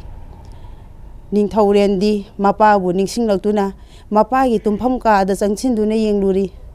ꯃꯄꯥꯒꯤ ꯐꯤꯕꯝ ꯃꯆꯤ ꯂꯦꯡꯗꯕꯒꯨꯝ ꯇꯧꯏ꯫ ꯄꯥꯕ, ꯄꯥꯕ, ꯇꯥꯔꯤꯕ꯭ꯔꯣ ꯄꯥꯕ? ꯃꯄꯥꯒꯤ ꯃꯁꯥ ꯅꯣꯝꯗꯨꯅ ꯀꯧꯔꯨꯏ꯫ ꯑꯗꯨꯕꯨ ꯃꯁꯥ ꯑꯗꯨ ꯅꯣꯝꯗꯨꯅ ꯍꯧꯗꯣꯛꯂꯕꯁꯨ ꯑꯃꯨꯛ ꯍꯟꯅ ꯍꯧꯒꯠꯂꯛꯈꯤꯗ꯭ꯔꯦ꯫ ꯃꯄꯥ ꯂꯩꯈꯤꯗ꯭ꯔꯦ ꯍꯥꯏꯕ ꯄꯥꯎ ꯇꯥꯕꯗ ꯂꯩꯃꯍꯟꯁꯨ ꯇꯧꯒꯗꯕ ꯃꯊꯧ ꯀꯌꯥ ꯇꯨꯡꯑꯣꯏꯅꯔꯝꯂꯒ ꯗꯤꯜꯂꯤꯗꯒꯤ ꯏꯝꯐꯥꯜꯗ ꯊꯣꯔꯛꯂꯤ꯫ ꯂꯩꯃꯍꯟ ꯃꯁꯥꯒꯤ ꯆꯍꯤ 35ꯃꯨꯛ ꯁꯨꯔꯝꯂꯒꯅꯤ꯫ MA ꯂꯣꯏꯁꯤꯜꯂꯕ ꯃꯇꯨꯡꯗ ꯃꯈꯥ ꯇꯥꯅ ꯂꯣ ꯇꯝꯊꯈꯤ꯫ ꯂꯣ ꯇꯝꯅ ꯇꯝꯅ ꯂꯩꯕꯥꯛꯀꯤ ꯑꯣꯏꯕ ꯌꯥꯏꯐꯅꯕ ꯏꯍꯧ ꯀꯌꯥꯗ ꯃꯥꯡꯖꯤꯟ ꯊꯥꯅ ꯁꯔꯨꯛ ꯌꯥꯕ ꯍꯧꯔꯛꯈꯤꯕꯅꯤ꯫ ꯑꯗꯨꯕꯨ ꯉꯁꯤꯗꯤ ꯃꯍꯥꯛꯀꯤ ꯃꯍꯩꯔꯣꯏ ꯑꯣꯏꯕꯒꯤ ꯄꯨꯟꯁꯤ ꯑꯗꯨ ꯂꯣꯏꯁꯤꯟꯈꯤꯗꯨꯅ ꯂꯝꯗꯝ ꯑꯁꯤꯒꯤ ꯃꯤꯌꯥꯝꯒꯤꯗꯃꯛ ꯃꯅꯤꯡ ꯇꯝꯅ ꯀꯣꯏꯆꯦꯟ ꯆꯦꯟꯗꯨꯅ ꯃꯔꯅꯥꯏ ꯑꯣꯏꯅ ꯍꯣꯠꯅꯖꯔꯛꯈꯤꯕꯅꯤ꯫ ꯃꯅꯤꯄꯨꯔꯗ ꯊꯣꯛꯂꯤꯕ ꯀꯥꯡꯂꯨꯞ ꯑꯅꯤꯒꯤ ꯏꯔꯥꯡ ꯑꯁꯤꯗ ꯑꯆꯨꯝ ꯑꯔꯥꯟ ꯊꯤꯗꯨꯅ ꯚꯥꯔꯠꯀꯤ ꯏ ꯄꯥꯎ ꯁꯟꯗꯣꯛꯂꯤꯕ ꯃꯦꯗꯤꯌꯥ ꯀꯌꯥꯒꯤ ꯃꯐꯝꯗ ꯑꯆꯨꯝꯕ ꯋꯥꯔꯤ ꯀꯌꯥ ꯄꯥꯎꯗꯝꯂꯨꯅꯕꯒꯤꯗꯃꯛ ꯆꯌꯣꯜ ꯑꯃꯒꯤ ꯃꯃꯥꯡꯗ ꯗꯤꯜꯂꯤꯒꯤꯗꯃꯛ ꯏꯝꯐꯥꯜ ꯊꯥꯗꯣꯛꯈꯤꯕꯅꯤ꯫ ꯅꯨꯃꯤꯠ ꯈꯔꯅꯤꯒꯤ ꯃꯇꯨꯡꯗ ꯂꯩꯃꯍꯟꯒ ꯏꯟꯗꯤꯌꯥ ꯇꯥꯏꯝꯁꯀꯤ ꯄꯥꯎꯃꯤ ꯑꯃꯒ ꯏꯪꯒ꯭ꯔꯦꯖꯤ ꯂꯣꯟꯗ ꯇꯦꯂꯤꯐꯣꯟꯗ ꯋꯥꯔꯤ ꯁꯥꯅꯕꯒꯤ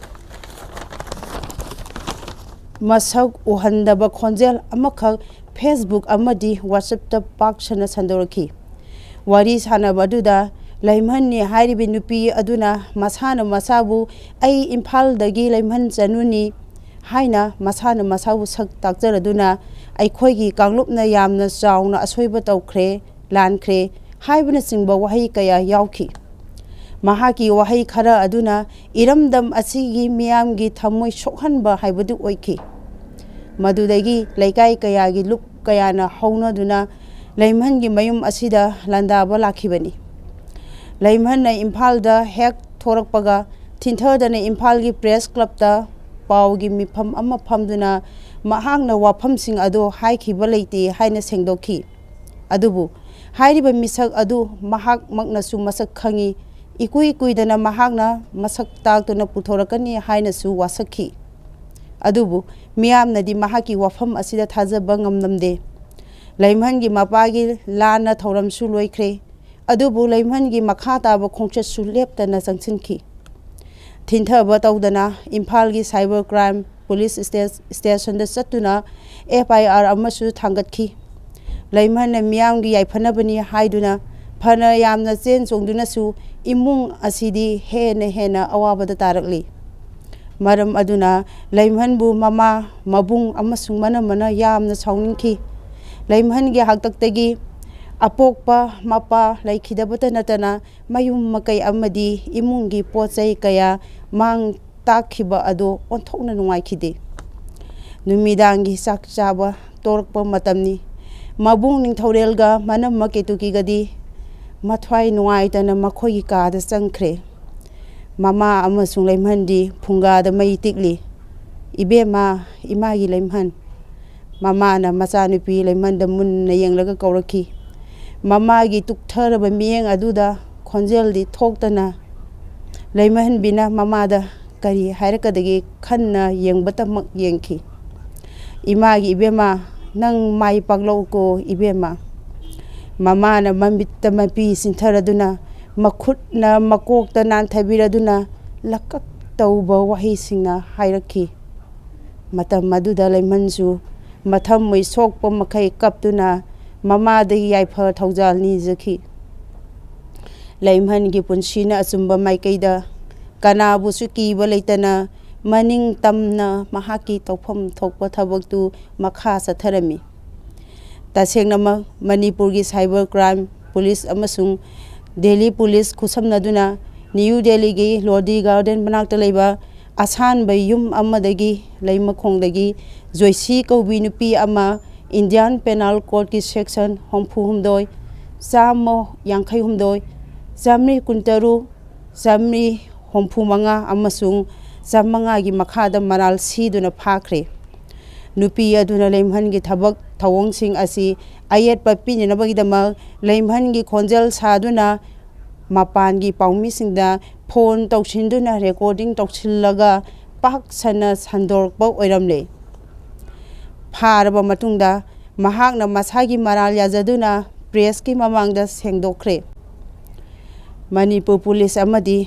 mateng pangbi bagi damak Delhi police pu miyamna pak sana thagatnaki adubu aran bata aduna miyamgi ihoduna namduna laibak thihan khraba laimhangi mapa amasung oihauriba akai atoi mayam sidi maranai ta aduna leiradra haujik phawbadi laimhangi mafamda kanana su soikhre lankhre haiduna nungai taba phongdokpa thengnadri laimhangi khongchati makha sa tharaknaba phirep lauri bumda mukcha muka nu khurumjari Wajagi numit chatlaroi ngasigi kari pau yaurigi khanduna pause du page haina paikhatpada ngairi inakta leiriba mobile phone du da phone nama lai haiduna lamaga yengui thoiba oirambadu da paikhatle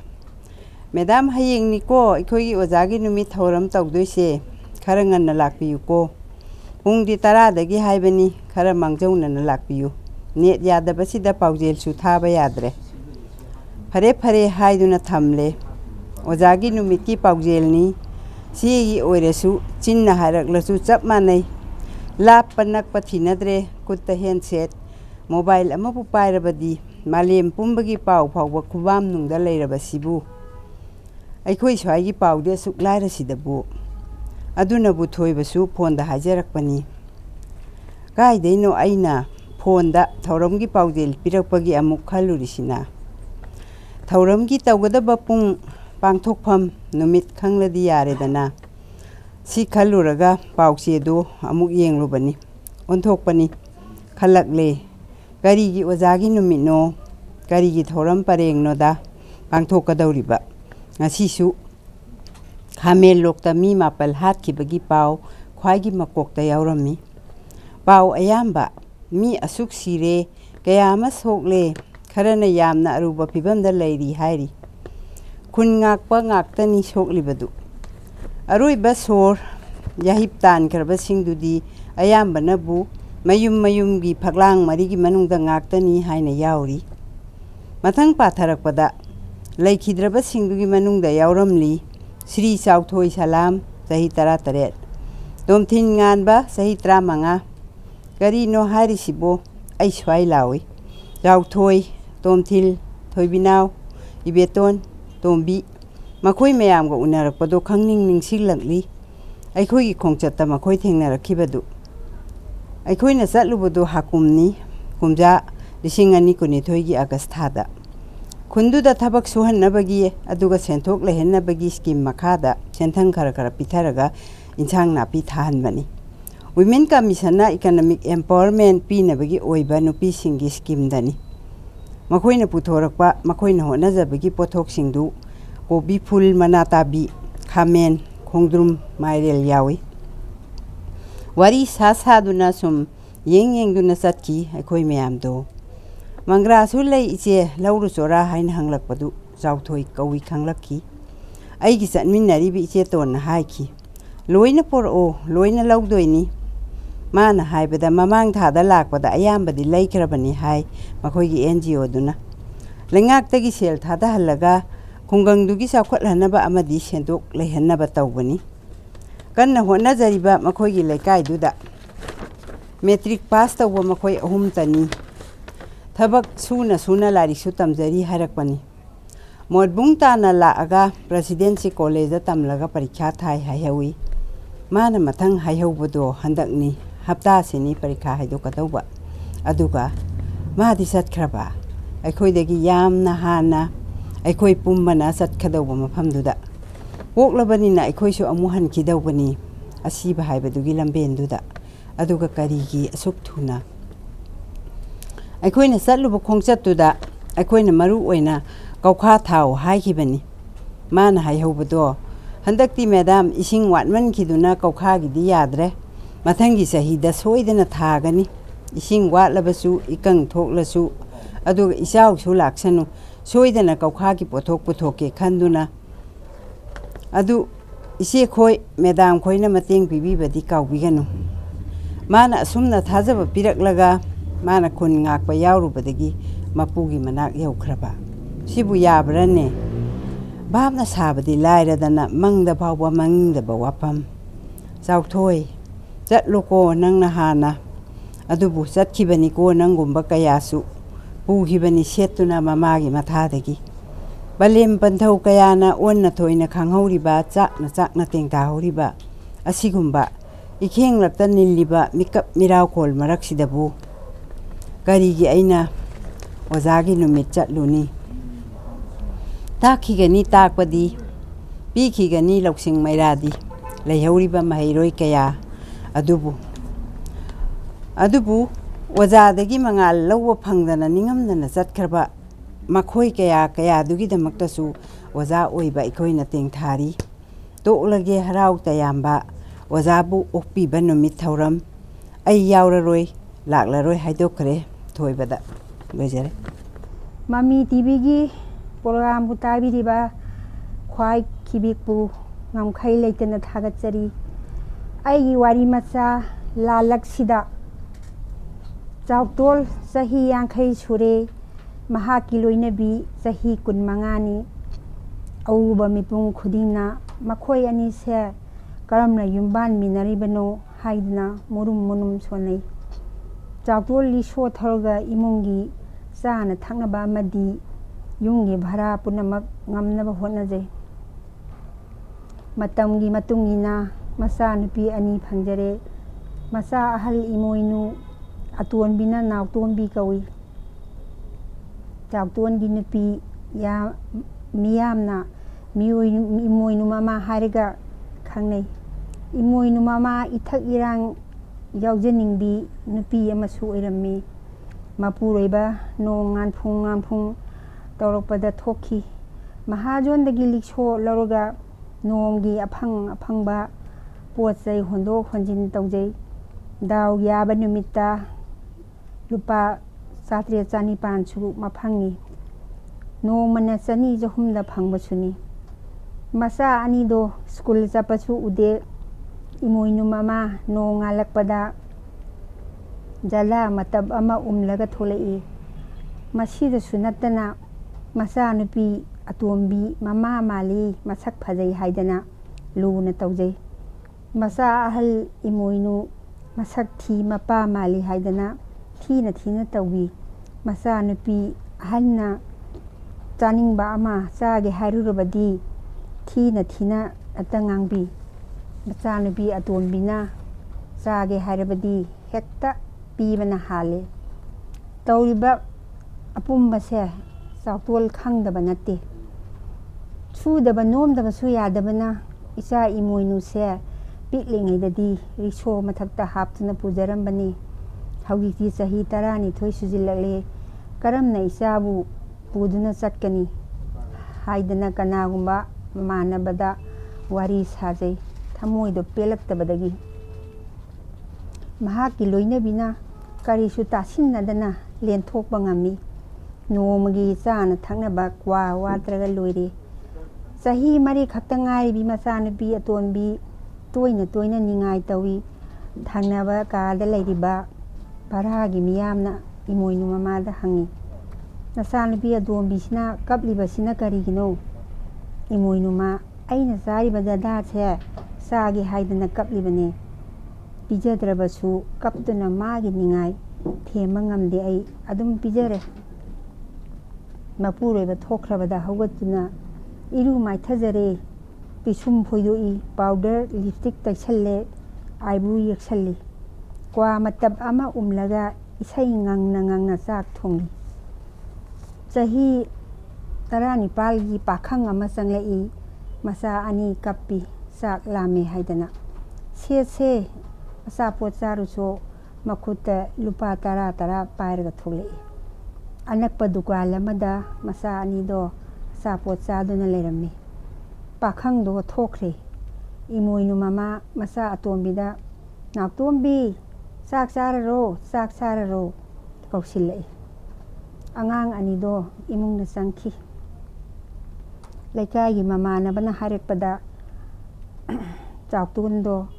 ꯋꯥꯅ ꯂꯤꯛꯁꯣ ꯊꯧꯗꯨꯅ ꯄꯩꯁꯥ ꯇꯥꯜꯂꯤꯕꯁꯦ ꯃꯃꯥꯟꯅꯕꯒꯤ ꯋꯥꯍꯩꯗꯣ ꯅꯤꯡꯁꯤꯡꯂꯨꯕꯗ rickshaw ꯊꯧꯔꯤ ꯀꯥꯎꯈꯤꯗꯨꯅ ꯌꯣꯠ ꯄꯤꯛ ꯊꯟꯅ ꯍꯥꯞꯂꯒ ꯃꯤꯅꯨ ꯊꯣꯡ ꯃꯈꯥꯗ ꯑꯣꯟꯊꯈ꯭ꯔꯦ ꯑꯎꯕ ꯃꯤꯑꯣꯏꯁꯤꯡꯅ ꯆꯤꯡꯈꯠꯄꯤꯈ꯭ꯔꯦ ꯌꯥꯝꯅ ꯊꯤꯅ ꯁꯣꯛꯄꯅ ꯋꯥ ꯉꯥꯡꯕ ꯉꯝꯗ꯭ꯔꯤ ꯀꯗꯥꯏꯗꯒꯤꯅꯣ ꯀꯅꯥꯅꯣ ꯍꯪꯒꯗꯕꯁꯨ ꯉꯥꯏꯍꯥꯛ ꯃꯇꯝ ꯍꯧꯈ꯭ꯔꯦ ꯃꯃꯥꯟꯅꯕ ꯆꯟꯗ꯭ꯔ ꯄꯣꯠ ꯄꯨꯔꯒ ꯃꯤꯅꯨꯊꯣꯡ ꯂꯣꯝꯗ ꯊꯧꯔꯛꯏ ꯃꯤꯌꯥꯝ ꯑꯣꯝꯁꯤꯜꯂꯤꯕꯁꯦ ꯀꯩꯅꯣ ꯌꯦꯡꯒꯦ ꯆꯪꯂꯛꯏ ꯆꯥꯎꯇꯣꯟ ꯎꯕꯗ ꯏꯁ ꯁꯤꯗꯤ ꯂꯣꯏꯔꯦꯗꯅ ꯑꯅꯥ ꯂꯥꯏꯌꯦꯡ ꯁꯪꯗ ꯄꯨꯈꯠꯄꯤꯈꯤ ꯏꯃꯣꯏꯅු ꯃꯃꯥꯗ ꯆꯟꯗ꯭ꯔꯅ ꯐꯣꯟ ꯇꯧꯗꯨꯅ ꯄꯨꯝꯅꯃꯛ ꯇꯝꯂꯦ ꯅꯨꯡꯊꯤꯟꯒꯤ ꯄꯨꯡ 1:30ꯗ ꯁꯣꯛꯄꯗꯨꯅ ꯅꯨꯃꯤꯗꯥꯡꯒꯤ ꯄꯨꯡ 8 ꯇꯥꯔꯒ ꯄꯥꯈꯪꯗꯨꯒ ꯃꯆꯥ ꯑꯇꯣꯝꯕꯤꯗꯨꯒ ꯄꯨꯔꯒ ꯂꯥꯛꯏ ꯆꯟꯗ꯭ꯔꯅ ꯀꯔꯤ ꯃꯇꯧꯅꯣ ꯏꯕꯦꯝꯃ ꯅꯄꯨꯔꯣꯏꯕꯅ ꯑꯁꯨꯛ ꯊꯤꯅ ꯁꯣꯛꯇꯨꯅ ꯂꯩꯔꯒ ꯋꯥ ꯃꯈꯥ ꯇꯥꯅꯤꯡꯗꯦꯀꯣ ꯑꯩ ꯑꯍꯤꯡꯗꯨꯃ ꯂꯥꯏꯌꯦꯡ ꯁꯪꯗ ꯂꯩꯔꯒ ꯅꯣꯡꯉꯥꯜꯂꯒ ꯃꯌꯨꯝꯗ ꯃꯄꯨꯔꯣꯏꯕꯕꯨ ꯄꯨꯗꯨꯅ ꯍꯜꯂꯛꯂꯦ ꯆꯥꯎꯇꯣꯜ ꯃꯥꯒꯤ ꯂꯣꯏꯅꯕꯤꯒ ꯆꯍꯤ ꯌꯥꯝꯅ ꯍꯟꯅꯕꯗꯨꯗ ꯑꯉꯥꯡꯅꯤ ꯈꯟꯗꯨꯅ ꯂꯨꯅ ꯇꯧꯖꯈꯤꯕꯅꯤ ꯆꯥꯒꯦ ꯊꯛꯀꯦ ꯍꯥꯏꯕꯗ ꯄꯤꯖꯗꯕ ꯌꯥꯎꯈꯤꯗꯦ ꯅꯨꯡꯉꯥꯏꯇꯕ ꯀꯌꯥ ꯂꯩꯔꯕꯁꯨ ꯈꯥꯡꯗꯨꯅ ꯂꯥꯛꯈꯤꯕꯅꯤ ꯈꯥꯡꯕꯒꯤ ꯄꯥꯡꯒꯜ ꯂꯩꯔꯛꯇꯕꯗ ꯁꯥꯎꯕꯒꯤ ꯃꯩꯔꯤꯅ ꯆꯥꯛꯊꯦꯛꯂꯛꯂꯦ ꯆꯥꯎꯇꯣꯜꯒꯤ ꯊꯃꯣꯏꯗꯣ ꯏꯃꯣꯏꯅꯨꯃ ꯆꯥꯛ ꯆꯥꯔꯁꯤ ꯍꯥꯏꯗꯅ ꯃꯄꯨꯔꯣꯏꯕꯗ ꯄꯤ ꯆꯥꯎꯇꯣꯜ ꯈꯨꯝꯗꯦ ꯀꯔꯤ ꯇꯧꯔꯕ ꯖꯥꯠꯅꯣ ꯏꯃꯣꯏꯅු ꯃꯄꯥ ꯆꯥꯎꯇꯣꯟꯅ ꯑꯩ ꯆꯥꯛ ꯆꯥꯅꯤꯡꯗꯦ ꯑꯩꯁꯦ ꯍꯤꯡꯕꯒꯤ ꯀꯥꯟꯅꯗ꯭ꯔꯕ ꯃꯤꯁꯛ ꯑꯃꯅꯤ ꯏꯃꯥꯟꯅꯕꯤꯒꯤ ꯃꯃꯥꯡꯗ ꯁꯤꯈꯤꯕꯅ ꯍꯦꯟꯅ ꯐꯔꯕꯅꯤ ꯁꯤꯖꯈ꯭ꯔꯒꯦ ꯑꯩꯗ ꯀꯔꯤ ꯍꯥꯏꯔꯛꯂꯤꯕ ꯀꯅꯥꯅ ꯈꯣꯜ ꯀꯜꯂꯞꯅ ꯆꯥꯅꯤꯡꯉꯦ ꯆꯥꯎ ꯆꯥꯅꯤꯡꯗ꯭ꯔꯒ ꯇꯣꯛꯎ ꯁꯤꯕꯨ ꯁꯤꯈ꯭ꯔꯕꯗꯤ ꯀꯣꯝꯃꯦ ꯑꯩꯗꯤ ꯆꯥꯎꯇꯣꯜ ꯑꯅꯥꯕ ꯈꯥꯡꯕꯗ ꯑꯍꯤꯡꯁꯨ ꯇꯨꯝꯗꯦ ꯑꯩꯁꯦ ꯏꯆꯥ ꯏꯃꯣꯏꯅꯨꯒꯤ ꯈꯟꯗꯨꯅ ꯍꯤꯡꯂꯤꯕꯅꯤ ꯑꯃꯁꯤꯅ ꯀꯞꯂꯤꯕꯁꯤꯅ ꯀꯔꯤꯒꯤꯅꯣ ꯀ꯭ꯋꯥ ꯆꯥꯒꯦ ꯍꯥꯏꯔꯤꯕ ꯅꯪꯅ ꯊꯣꯛꯄ ꯇꯧꯔꯣ ꯀꯔꯝ ꯇꯧꯅꯤ ꯆꯥꯅꯨ ꯍꯥꯏꯕ ꯌꯥꯗ꯭ꯔꯕꯗꯤ ꯄꯤꯖꯔꯦꯗꯅ ꯆꯥꯎꯇꯣꯜ ꯅꯥꯗꯨꯅ ꯂꯩꯕ ꯑꯉꯥꯡꯁꯦ ꯄꯨꯗꯨꯅ ꯌꯦꯡꯕꯤꯕꯁꯨ ꯉꯝꯗꯕ ꯅꯣꯡꯃꯒꯤ ꯐꯪꯂꯛꯄ ꯄꯩꯁꯥ ꯈꯔ ꯑꯁꯤꯅ ꯌꯨꯝ ꯚꯔꯥ ꯄꯤꯊꯣꯛꯈ꯭ꯔꯒ ꯂꯦꯝꯗ꯭ꯔꯦ ꯍꯦꯛꯇ ꯍꯥꯏꯔꯛꯏ ꯀ꯭ꯋꯥꯒꯤꯅ ꯋꯥꯠꯇꯦꯅꯦ ꯅꯣꯡꯃꯗ ꯃꯇꯞ ꯀꯌꯥꯅꯣ ꯆꯥꯔꯤꯁꯦ ꯑꯩꯅ ꯉꯝꯗꯗꯨꯅ ꯂꯩꯔꯦ ꯅꯨꯡꯉꯥꯏꯔꯅꯤ ꯅꯈꯣꯏ ꯏꯃꯣꯏꯅු ꯃꯃꯥ ꯀꯔꯤ ꯇꯧꯕꯒꯤ ꯋꯥꯖꯔꯨꯗꯣꯏꯕ ꯆꯥꯎꯇꯣꯟ ꯏꯆꯥ ꯑꯇꯣꯝꯕꯤꯁꯦ ꯑꯩꯒꯤ ꯏꯆꯥ ꯅꯠꯇ꯭ꯔꯕ꯭ꯔꯥ ꯀꯅꯥꯒꯤ ꯃꯆꯥ ꯑꯣꯏꯔꯝꯒꯅꯤ ꯁꯣꯜꯂꯤ ꯏꯃꯣꯏꯅꯨ ꯃꯃꯥ ꯀꯔꯤꯅꯣ ꯅꯆꯤꯟꯗ ꯃꯨꯔꯨꯝ ꯃꯨꯔꯨꯝ ꯁꯣꯜꯂꯤꯗꯨꯅ ꯐꯣꯟ ꯈꯤꯡꯂꯛꯏ ꯏꯃꯣꯏꯅꯨ ꯃꯃꯥ ꯋꯥꯍꯩ ꯑꯃ ꯑꯅꯤ ꯍꯥꯏꯔꯒ ꯊꯨꯅ ꯊꯝꯈꯤ ꯃꯐꯤ ꯃꯔꯣꯟ ꯁꯦꯠꯆꯤꯟꯗꯨꯅ ꯃꯆꯥꯅꯨꯄꯤ ꯑꯇꯣꯝꯕꯤ ꯃꯈꯨꯠ ꯁꯝꯂꯒ ꯊꯣꯛꯂꯛꯏ ꯏꯃꯣꯏꯅꯨꯅ ꯏꯃꯥ ꯑꯩꯁꯨ ꯂꯥꯛꯀꯦ ꯀꯞꯄꯤ ꯃꯃꯥꯅ ꯀꯔꯤꯒꯤ ꯂꯥꯛꯄ ꯁꯦꯠ ꯁꯦꯠ ꯊꯥꯔꯝꯂꯒ ꯆꯠꯈꯤ ꯏꯃꯣꯏꯅꯨ ꯀꯞꯇꯨꯅ ꯂꯩꯍꯧꯔꯦ ꯃꯄꯥꯅ ꯂꯥꯛꯑꯣ ꯂꯥꯛꯑꯣ ꯑꯩ ꯍꯧꯒꯠꯄ ꯉꯝꯗ꯭ꯔꯤ ꯄꯥꯈꯪꯗꯨꯅ ꯂꯝꯕꯤꯗ ꯉꯥꯏꯗꯨꯅ ꯂꯩꯔꯝꯃꯤ ꯂꯥꯏꯌꯦꯡ ꯁꯪꯗ ꯆꯪꯗꯨꯅ ꯃꯆꯥꯅꯨꯄꯤ ꯑꯇꯣꯝꯕꯤꯕꯨ ꯌꯦꯡꯍꯜꯂꯤ ꯗꯣꯛꯇꯔꯅ ꯅꯥꯎꯇꯣꯝꯕꯤꯗ ꯃꯌꯥ ꯀꯥꯈꯠꯂꯨ ꯃꯌꯥꯗ ꯀ꯭ꯋꯥ ꯎꯝꯗꯨꯅ ꯂꯩꯔꯝꯃꯤ ꯃꯃꯥ ꯑꯣꯏꯕꯤ ꯅꯈꯣꯏꯅ ꯖꯔꯗꯥ ꯅꯤꯁꯥ ꯌꯥꯝꯅ ꯁꯤꯖꯤꯟꯅꯕꯅ ꯅꯧꯔꯤꯕꯤ ꯑꯉꯥꯡꯁꯤꯗ ꯗꯣꯛꯇꯔ ꯍꯥꯏꯐꯝ ꯈꯪꯗꯅ ꯉꯥꯏꯍꯥꯛ ꯇꯨꯃꯤꯟꯅ ꯂꯩꯔꯝꯃꯤ ꯏꯃꯣꯏꯅු ꯃꯃꯥ ꯀꯔꯤ ꯇꯧꯔꯕꯒꯦ ꯗꯣꯛꯇꯔ ꯗꯣꯛꯇꯔꯅ ꯀꯅꯥꯒꯨꯝꯕ ꯃꯤꯑꯣꯏ ꯈꯔꯗꯤ ꯂꯥꯏꯊꯣꯡ ꯈꯨꯗꯤꯡ ꯈꯨꯔꯨꯝꯖꯔ ꯐꯥꯎꯗ ꯃꯃꯤꯠꯇ ꯃꯆꯥ ꯐꯪꯖꯗꯅ ꯅꯨꯡꯉꯥꯏꯐꯝ ꯈꯪꯗꯅ ꯄꯨꯟꯁꯤ ꯂꯣꯡꯈꯤꯕ ꯌꯥꯎꯔꯤꯕꯅꯤ ꯑꯄꯦꯠꯄ ꯂꯩꯈꯣꯝꯒꯨꯝꯕ ꯅꯆꯥꯁꯦ ꯑꯄꯦꯠꯄ ꯂꯩꯈꯣꯝꯒꯨꯝꯂꯕ ꯅꯆꯥꯁꯦ ꯅꯪꯅ ꯃꯦꯠꯇꯨꯅ ꯐꯖꯅ ꯁꯦꯝꯕꯤꯔꯦꯅꯦ ꯅꯠꯇ꯭ꯔꯣ ꯏꯃꯣꯏꯅꯨ ꯃꯃꯥ ꯑꯩꯁꯨ ꯆꯥꯒꯅꯨ ꯐꯅ ꯀꯟꯅ ꯊꯦꯝꯖꯕꯅꯤ ꯑꯉꯥꯡꯁꯤꯅ ꯌꯥꯗꯗꯅ ꯗꯣꯛꯇꯔ ꯌꯥꯔꯦ ꯌꯥꯔꯦ ꯅꯈꯣꯏꯒꯤ ꯃꯃꯥꯁꯦ ꯃꯥꯂꯦꯝꯁꯤꯗ ꯀꯌꯥ ꯁꯨꯔꯝꯒꯗꯒꯦ ꯑꯉꯥꯡꯁꯤꯅ ꯁꯣꯔ ꯍꯣꯟꯕ ꯑꯁꯨꯛ ꯌꯥꯝꯅ ꯋꯥꯔꯤꯕꯁꯦ ꯃꯃꯥ ꯅꯪꯅ ꯀꯔꯤꯃꯠꯇ ꯈꯟꯗꯦ ꯍꯥꯠ ꯌꯨꯔꯦ ꯑꯉꯥꯡꯁꯦ ꯑꯣꯄꯔꯦꯁꯟ ꯇꯧꯗꯕ ꯌꯥꯔꯔꯣꯏ ꯅꯪꯒꯤ ꯅꯄꯨꯔꯣꯏꯕꯗꯤ ꯀꯔꯤ ꯊꯕꯛ ꯇꯧꯏ ꯏꯃꯣꯏꯅꯨꯃ ꯑꯍꯟꯁꯨ ꯌꯥꯝ ꯑꯣꯏꯔꯤ ꯔꯤꯛꯁꯣ ꯊꯧꯏ ꯗꯣꯛꯇꯔ ꯃꯃꯥꯒꯤ ꯗꯥꯏꯇ ꯌꯥꯝꯅ ꯆꯥꯎꯏ ꯃꯆꯥꯒꯤꯗꯃꯛ ꯉꯁꯤꯗꯒꯤ ꯀ꯭ꯋꯥ ꯖꯔꯗꯥ ꯄꯤꯖꯒꯅꯨ ꯑꯉꯥꯡꯁꯦ ꯐꯖꯅ ꯌꯦꯡꯁꯤꯟꯕꯤꯌꯨꯀꯣ ꯑꯉꯥꯡꯁꯤꯒꯤ ꯈꯟꯗꯨꯅ ꯍꯤꯗꯥꯛ ꯈꯔ ꯄꯤꯕꯤꯔꯒꯦ ꯐꯖꯅ ꯇꯞꯅ ꯇꯞꯅ ꯄꯨꯕꯤꯈꯣ ꯆꯠꯂꯣ ꯆꯠꯂꯣ ꯏꯃꯣꯏꯅꯨꯃ ꯅꯥꯎꯇꯣꯝꯕꯤ ꯄꯨꯗꯨꯅ ꯊꯣꯔꯛꯏ ꯗꯣꯛꯇꯔꯅ ꯁꯣꯜꯍꯧꯏ ꯑꯩꯁꯦ ꯏꯃꯤꯠꯇ ꯏꯆꯥ ꯎꯕ ꯐꯪꯂꯔꯣꯏꯗ ꯃꯥꯜꯂꯦꯀꯣ ꯏꯃꯣꯏꯅꯨ ꯃꯄꯥ ꯍꯛꯆꯥꯡꯒꯤ ꯃꯐꯝ ꯑꯌꯥꯝꯕ ꯐꯖꯤꯜꯂꯦ ꯌꯦꯠ ꯊꯪꯕ ꯈꯨꯕꯣꯝ ꯁꯔꯨ ꯀꯥꯏꯈꯤꯕꯅ ꯊꯕꯛ ꯁꯨꯕ ꯆꯠꯄ ꯃꯇꯝ ꯀꯨꯏꯅ ꯌꯥꯔꯣꯏꯗꯧꯔꯤ ꯍꯤꯗꯥꯛ ꯐꯖꯅ ꯆꯥꯗꯕꯅ ꯈꯥꯡꯂꯒ ꯅꯥꯍꯦꯗꯨꯅ ꯂꯩ ꯏꯃꯣꯏꯅꯨ ꯃꯃꯥ ꯅꯥꯎꯇꯣꯝꯕꯤ ꯄꯨꯗꯨꯅ ꯃꯌꯨꯝꯗ ꯍꯜꯂꯛꯏ ꯅꯥꯍꯦꯗꯨꯅ ꯂꯩꯔꯤꯕ ꯃꯄꯨꯔꯣꯏꯕꯕꯨ ꯀꯔꯤ ꯇꯧꯔꯕꯒꯦ ꯍꯪꯕꯒꯤ ꯃꯍꯨꯠꯇ ꯌꯨꯝꯗ ꯂꯥꯛꯏ ꯄꯣꯊꯥꯐꯝ ꯈꯪꯂꯣꯏꯗꯕꯅꯤ ꯏꯁꯧ ꯂꯥꯡꯂꯤ ꯏꯃꯣꯏꯅꯨ ꯃꯃꯥꯅ ꯏꯃꯣꯏꯅꯨꯅ ꯏꯃꯥ ꯑꯆꯥꯄꯣꯠ ꯆꯥꯒꯦ ꯀꯗꯥꯏꯗꯒꯤ ꯑꯆꯥꯄꯣꯠꯅꯣ ꯃꯐꯤ ꯃꯔꯣꯟ ꯍꯣꯡꯂꯒ ꯆꯥꯛꯈꯨꯝꯗ ꯆꯪꯈ꯭ꯔꯦ ꯄꯥꯈꯪꯗꯨꯅ ꯂꯩꯕꯤꯔꯛꯄ ꯉꯥꯗꯣ ꯁꯦꯝꯂꯒ ꯊꯣꯡꯕ ꯍꯧꯈ꯭ꯔꯦ ꯆꯥꯛꯇꯣꯟꯗ ꯆꯥꯔꯣ ꯍꯥꯏꯗꯅ ꯃꯅꯥꯛ ꯊꯝꯃꯤ ꯆꯥꯛꯇꯣꯟ ꯆꯥꯁꯤꯔ ꯆꯥꯔꯣꯏꯁꯤꯔ ꯉꯥꯏꯍꯥꯛ ꯈꯜꯂꯤ ꯑꯩ ꯂꯩꯇ꯭ꯔꯕꯗꯤ ꯏꯆꯥ ꯏꯃꯣꯏꯅꯨꯒꯤ ꯈꯜꯂꯒ ꯆꯥꯛꯁꯦ ꯆꯥꯔꯒꯦ ꯑꯩ ꯁꯤꯕ ꯌꯥꯗ꯭ꯔꯤ ꯅꯣꯡꯉꯥꯜꯂꯦ ꯃꯄꯥꯒꯤ ꯃꯅꯥꯛꯇ ꯇꯨꯝꯂꯝꯕꯤ ꯏꯃꯣꯏꯅꯨ ꯍꯧꯒꯠꯇꯨꯅ ꯃꯃꯥꯒꯤ ꯐꯃꯨꯡꯗ ꯆꯪꯈꯤ ꯕꯕꯥ ꯏꯃꯥꯒ ꯅꯥꯎꯇꯣꯝꯕꯤꯒ ꯂꯩꯔꯝꯗ꯭ꯔꯦ ꯐꯅ ꯊꯦꯡꯂ ꯐꯥꯎꯕ ꯍꯜꯂꯛꯇ꯭ꯔꯦ ꯚꯔꯥꯗ ꯂꯩꯃꯤꯟꯅꯔꯤꯕ ꯀꯥ ꯊꯪꯅꯕꯗꯨꯅ ꯏꯃꯣꯏꯅꯨ ꯃꯄꯥ ꯃꯆꯥꯒ ꯆꯥꯛ ꯆꯥꯃꯤꯟꯅꯔꯁꯦ ꯍꯥꯏꯗꯨꯅ ꯊꯤꯟꯕꯤꯔꯛꯈꯤ ꯉꯁꯤ ꯈꯨꯟꯅꯥꯏ ꯑꯁꯤꯗ ꯏꯃꯣꯏꯅꯨ ꯃꯃꯥꯒꯨꯝꯕꯤ ꯅꯨꯄꯤ ꯀꯌꯥ ꯂꯩꯔꯝꯈꯤꯒꯗꯒꯦ ꯄꯨꯗꯅ ꯆꯠꯄꯤꯈ꯭ꯔꯣ ꯑꯁꯤꯒꯨꯝꯕꯤ ꯅꯨꯄꯤ ꯑꯣꯏꯕꯤꯁꯤꯡꯁꯦ ꯀꯨꯝꯖꯥ 2012 ꯅꯍꯥꯛꯅ ꯂꯥꯛꯄꯤꯌꯨꯀꯣ ꯂꯣꯏꯅꯅ ꯐꯖꯔꯕꯤ ꯐꯤꯗꯝꯅꯤꯉꯥꯏ ꯑꯣꯏꯔꯕꯤ ꯃꯇꯤꯛ ꯆꯥꯕꯤ ꯃꯃꯥ ꯑꯣꯏꯕꯤ ꯀꯌꯥ ꯀꯨꯝꯖꯥ 2024 ꯅꯪꯅ ꯁꯣꯜꯍꯧꯋꯤ ꯆꯥꯎꯇꯣꯜꯗꯣ ꯃꯇꯥꯡ ꯑꯁꯤꯗ ꯑꯩꯒꯤ ꯋꯥꯔꯤ ꯂꯣꯏꯖꯔꯦ ꯑꯍꯥꯟꯕꯃꯛꯇꯗ ꯃꯃꯤ ꯇꯤꯚꯤꯕꯨ ꯌꯦꯡꯕꯤꯔꯤꯕ ꯃꯤꯑꯣꯏ ꯈꯨꯗꯤꯡꯃꯛꯄꯨ ꯏꯀꯣꯛꯅꯣꯅ ꯈꯨꯔꯨꯝꯖꯔꯤ ꯂꯣꯏꯅꯅ ꯑꯩꯅ ꯉꯁꯤ ꯄꯥꯖꯒꯗꯧꯔꯤꯕ ꯋꯥꯔꯤ ꯃꯆꯥ ꯑꯁꯤꯒꯤ ꯃꯃꯤꯡꯗꯤ ꯃꯤꯑꯣꯏꯕꯒꯤ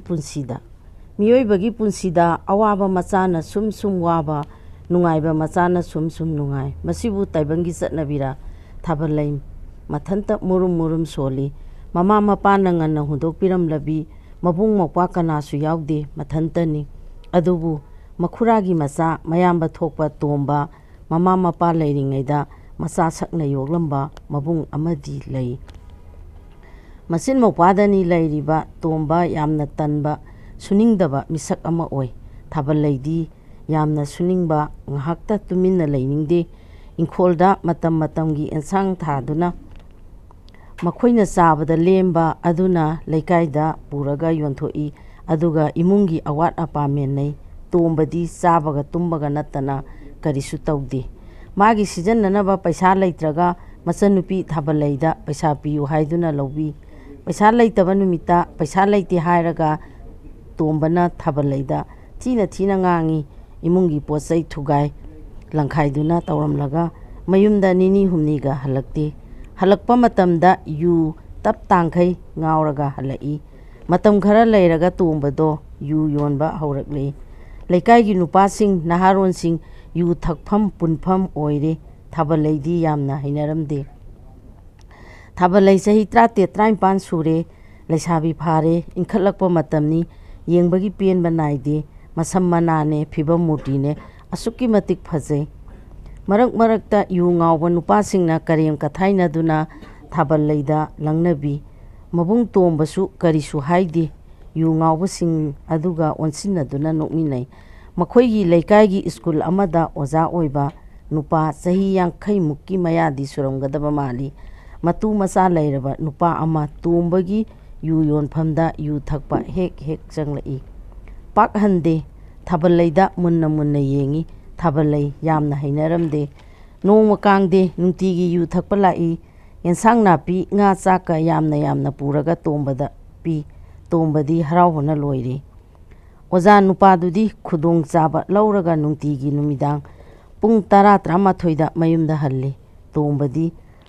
ꯁꯟꯙ꯭ꯌꯥꯗ ꯌꯨ ꯇꯞ ꯇꯥꯡꯈꯩ ꯊꯛꯂꯒ ꯁꯪꯒꯣꯏꯗ ꯑꯗꯨꯝ ꯇꯨꯝꯈꯤ꯫ ꯅꯣꯡꯃꯗꯤ ꯑꯣꯖꯥ ꯅꯨꯄꯥꯗꯨꯅ ꯇꯣꯝꯕꯕꯨ ꯌꯨ ꯇꯞ ꯇꯥꯡꯈꯩ ꯄꯤꯊꯛꯂꯒ ꯒ꯭ꯌꯥꯟ ꯃꯥꯡꯗꯨꯅ ꯇꯥꯗꯨꯅ ꯂꯩꯍꯟꯈ꯭ꯔꯦ꯫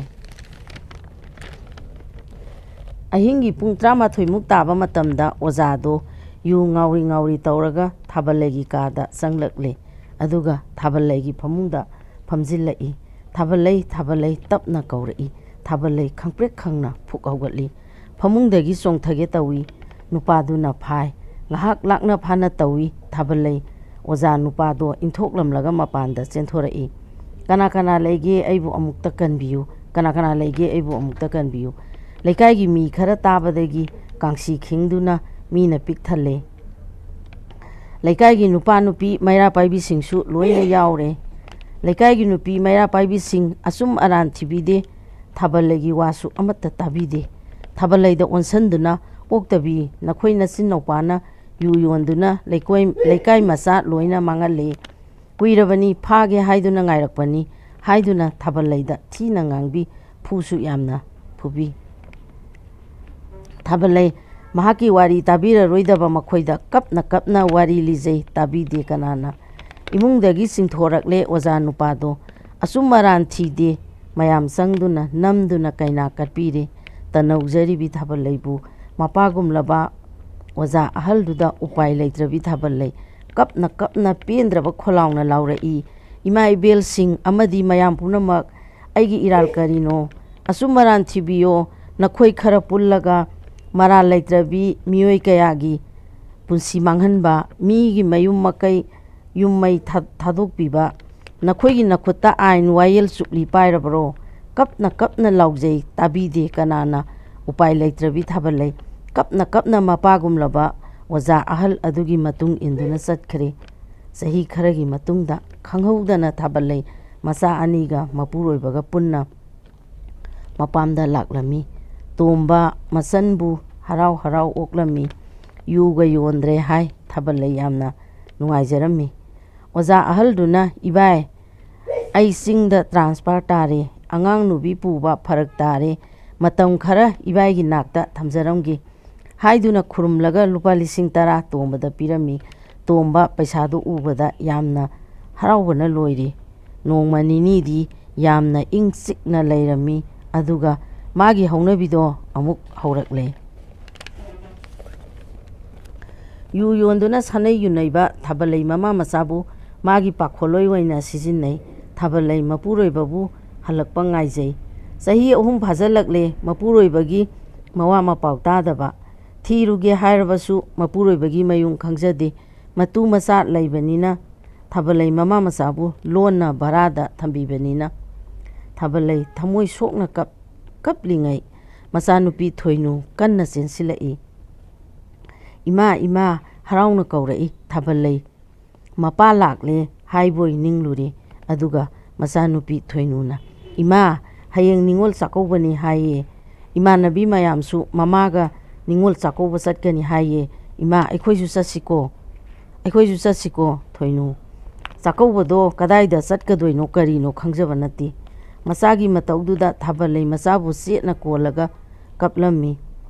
masanupa mani tombasu mamaga masangagi mataudu yenglaga thong marumda kaptuna lairami matam khara lairaga mama thabalai aruba laina amana nungsiraba masa anibu hundoklamlaga taibang mapugi khuya tan khare tomba angang anibu maning tamna sijinaba haurakle tombagi yu thakphamda lakpa tata driver amana pikliba angang anibu yu lauba thadok thajin tawbabu yamna nungairamde tombada bhai nangi nupa masa se aigi hendamen ohelagi thagi tolo bhai nangonda piraki tomba wahaido tabada yamna harauna angang pithokre thoinu mama laikhidabane mabung chakhibane mathwai yamna nungairamde nongma hokhibana sahi khara hokhre akhang kanbi thoinu magi mamagi sarai ngamnanaba illi thina ngangi nungaitaba kapningba kaya khangi ngamnanaba tawi magi akhang kanba mataubu yumlonabagi dalan mathakta bharada lairik tamduna lairiba parina ui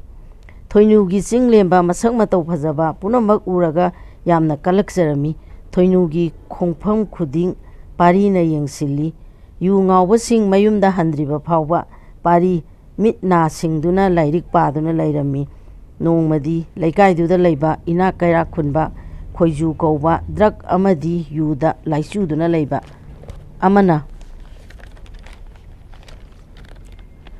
nisana manglaga tomba hoida laklami aduga ka tomba nakhoigi thoinu se aingonda piro ai yamna pamjare ka tomba nangna pamba paisa pigeba haina yamna usittana hairami yumthangnabagi dalangi thongnaudagi parina tarami mitkuptana thongnauda yengduna lairami tombana khumlai yaye nangna pamba numita hekta pujakhro wahai adu tabada pari thoinu kuina thamningdre puduna satningle thoinu di karisu khangjaba nate mathangi numita khoiju paisa mapul ama puraga kakatomba kauduna tombagi kada sangki thangnaba kada thoinu su lei tombadi thoinu lei haiba khangde tombana kari taure hayo khoijuna kaka ai paisa khara purai thoinu se horen nungdang pujakhrage tombana yam yangna yaine pukhro thoinu wasingdo tabada swai laurami thoinu kari tausige khanbada yamna warami tombana khoijubu thindora I thonganda leminaraga sanaba warido parina dukan tholakpada loina tarami pari mitna singna laikre numidang oisalakle khoijudo sana thaknanaba mayung khara pairaga tomba kauduna sanglai tombaga khoijuga sangoida yu thaktuna nungaina thoinu pubagi wari kaya sanarami thoinu mamliba matam mayumdagi chenthokhrage khalli mafam kadaida thunglugani habadi khangde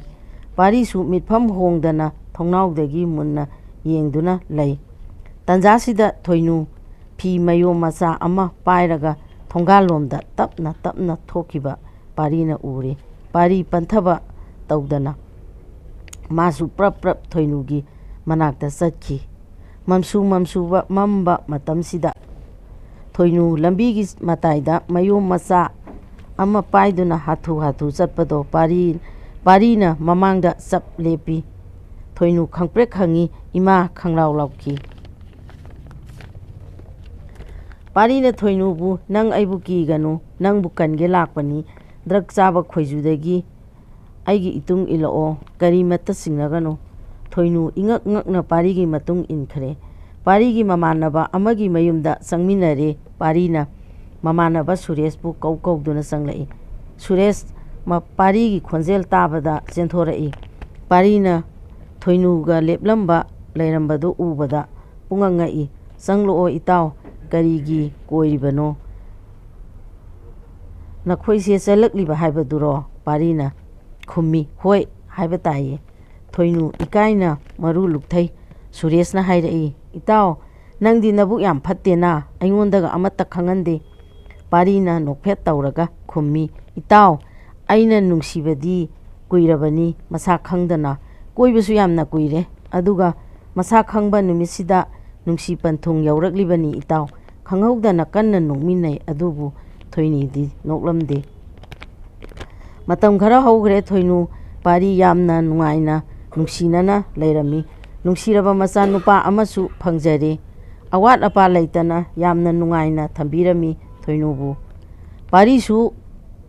ꯒꯣꯔꯃꯦꯟꯒꯤ ꯊꯕꯛ ꯃꯆꯥ ꯑꯃ ꯇꯧꯖꯔꯝꯃꯤ꯫ ꯐꯪꯂꯛꯄ ꯇꯣꯂꯣꯞꯅ ꯌꯥꯝꯅ ꯍꯩꯁꯤꯡꯅ ꯀꯣꯟꯅꯅꯕ ꯁꯤꯜꯂꯝꯃꯤ꯫ ꯊꯣꯏꯅꯨꯁꯨ ꯂꯦꯝꯅ ꯂꯩꯔꯝꯗꯦ꯫ ꯏꯃꯨꯡꯒꯤ ꯊꯕꯛ ꯂꯣꯏꯔꯒ ꯐꯤ ꯀꯟꯅ ꯁꯥꯗꯨꯅ ꯄꯥꯔꯤꯒꯤ ꯃꯇꯦꯡ ꯄꯥꯡꯂꯝꯃꯤ꯫ ꯑꯋꯥꯠ ꯑꯄꯥ ꯂꯩꯇꯅ ꯅꯨꯡꯉꯥꯏꯅ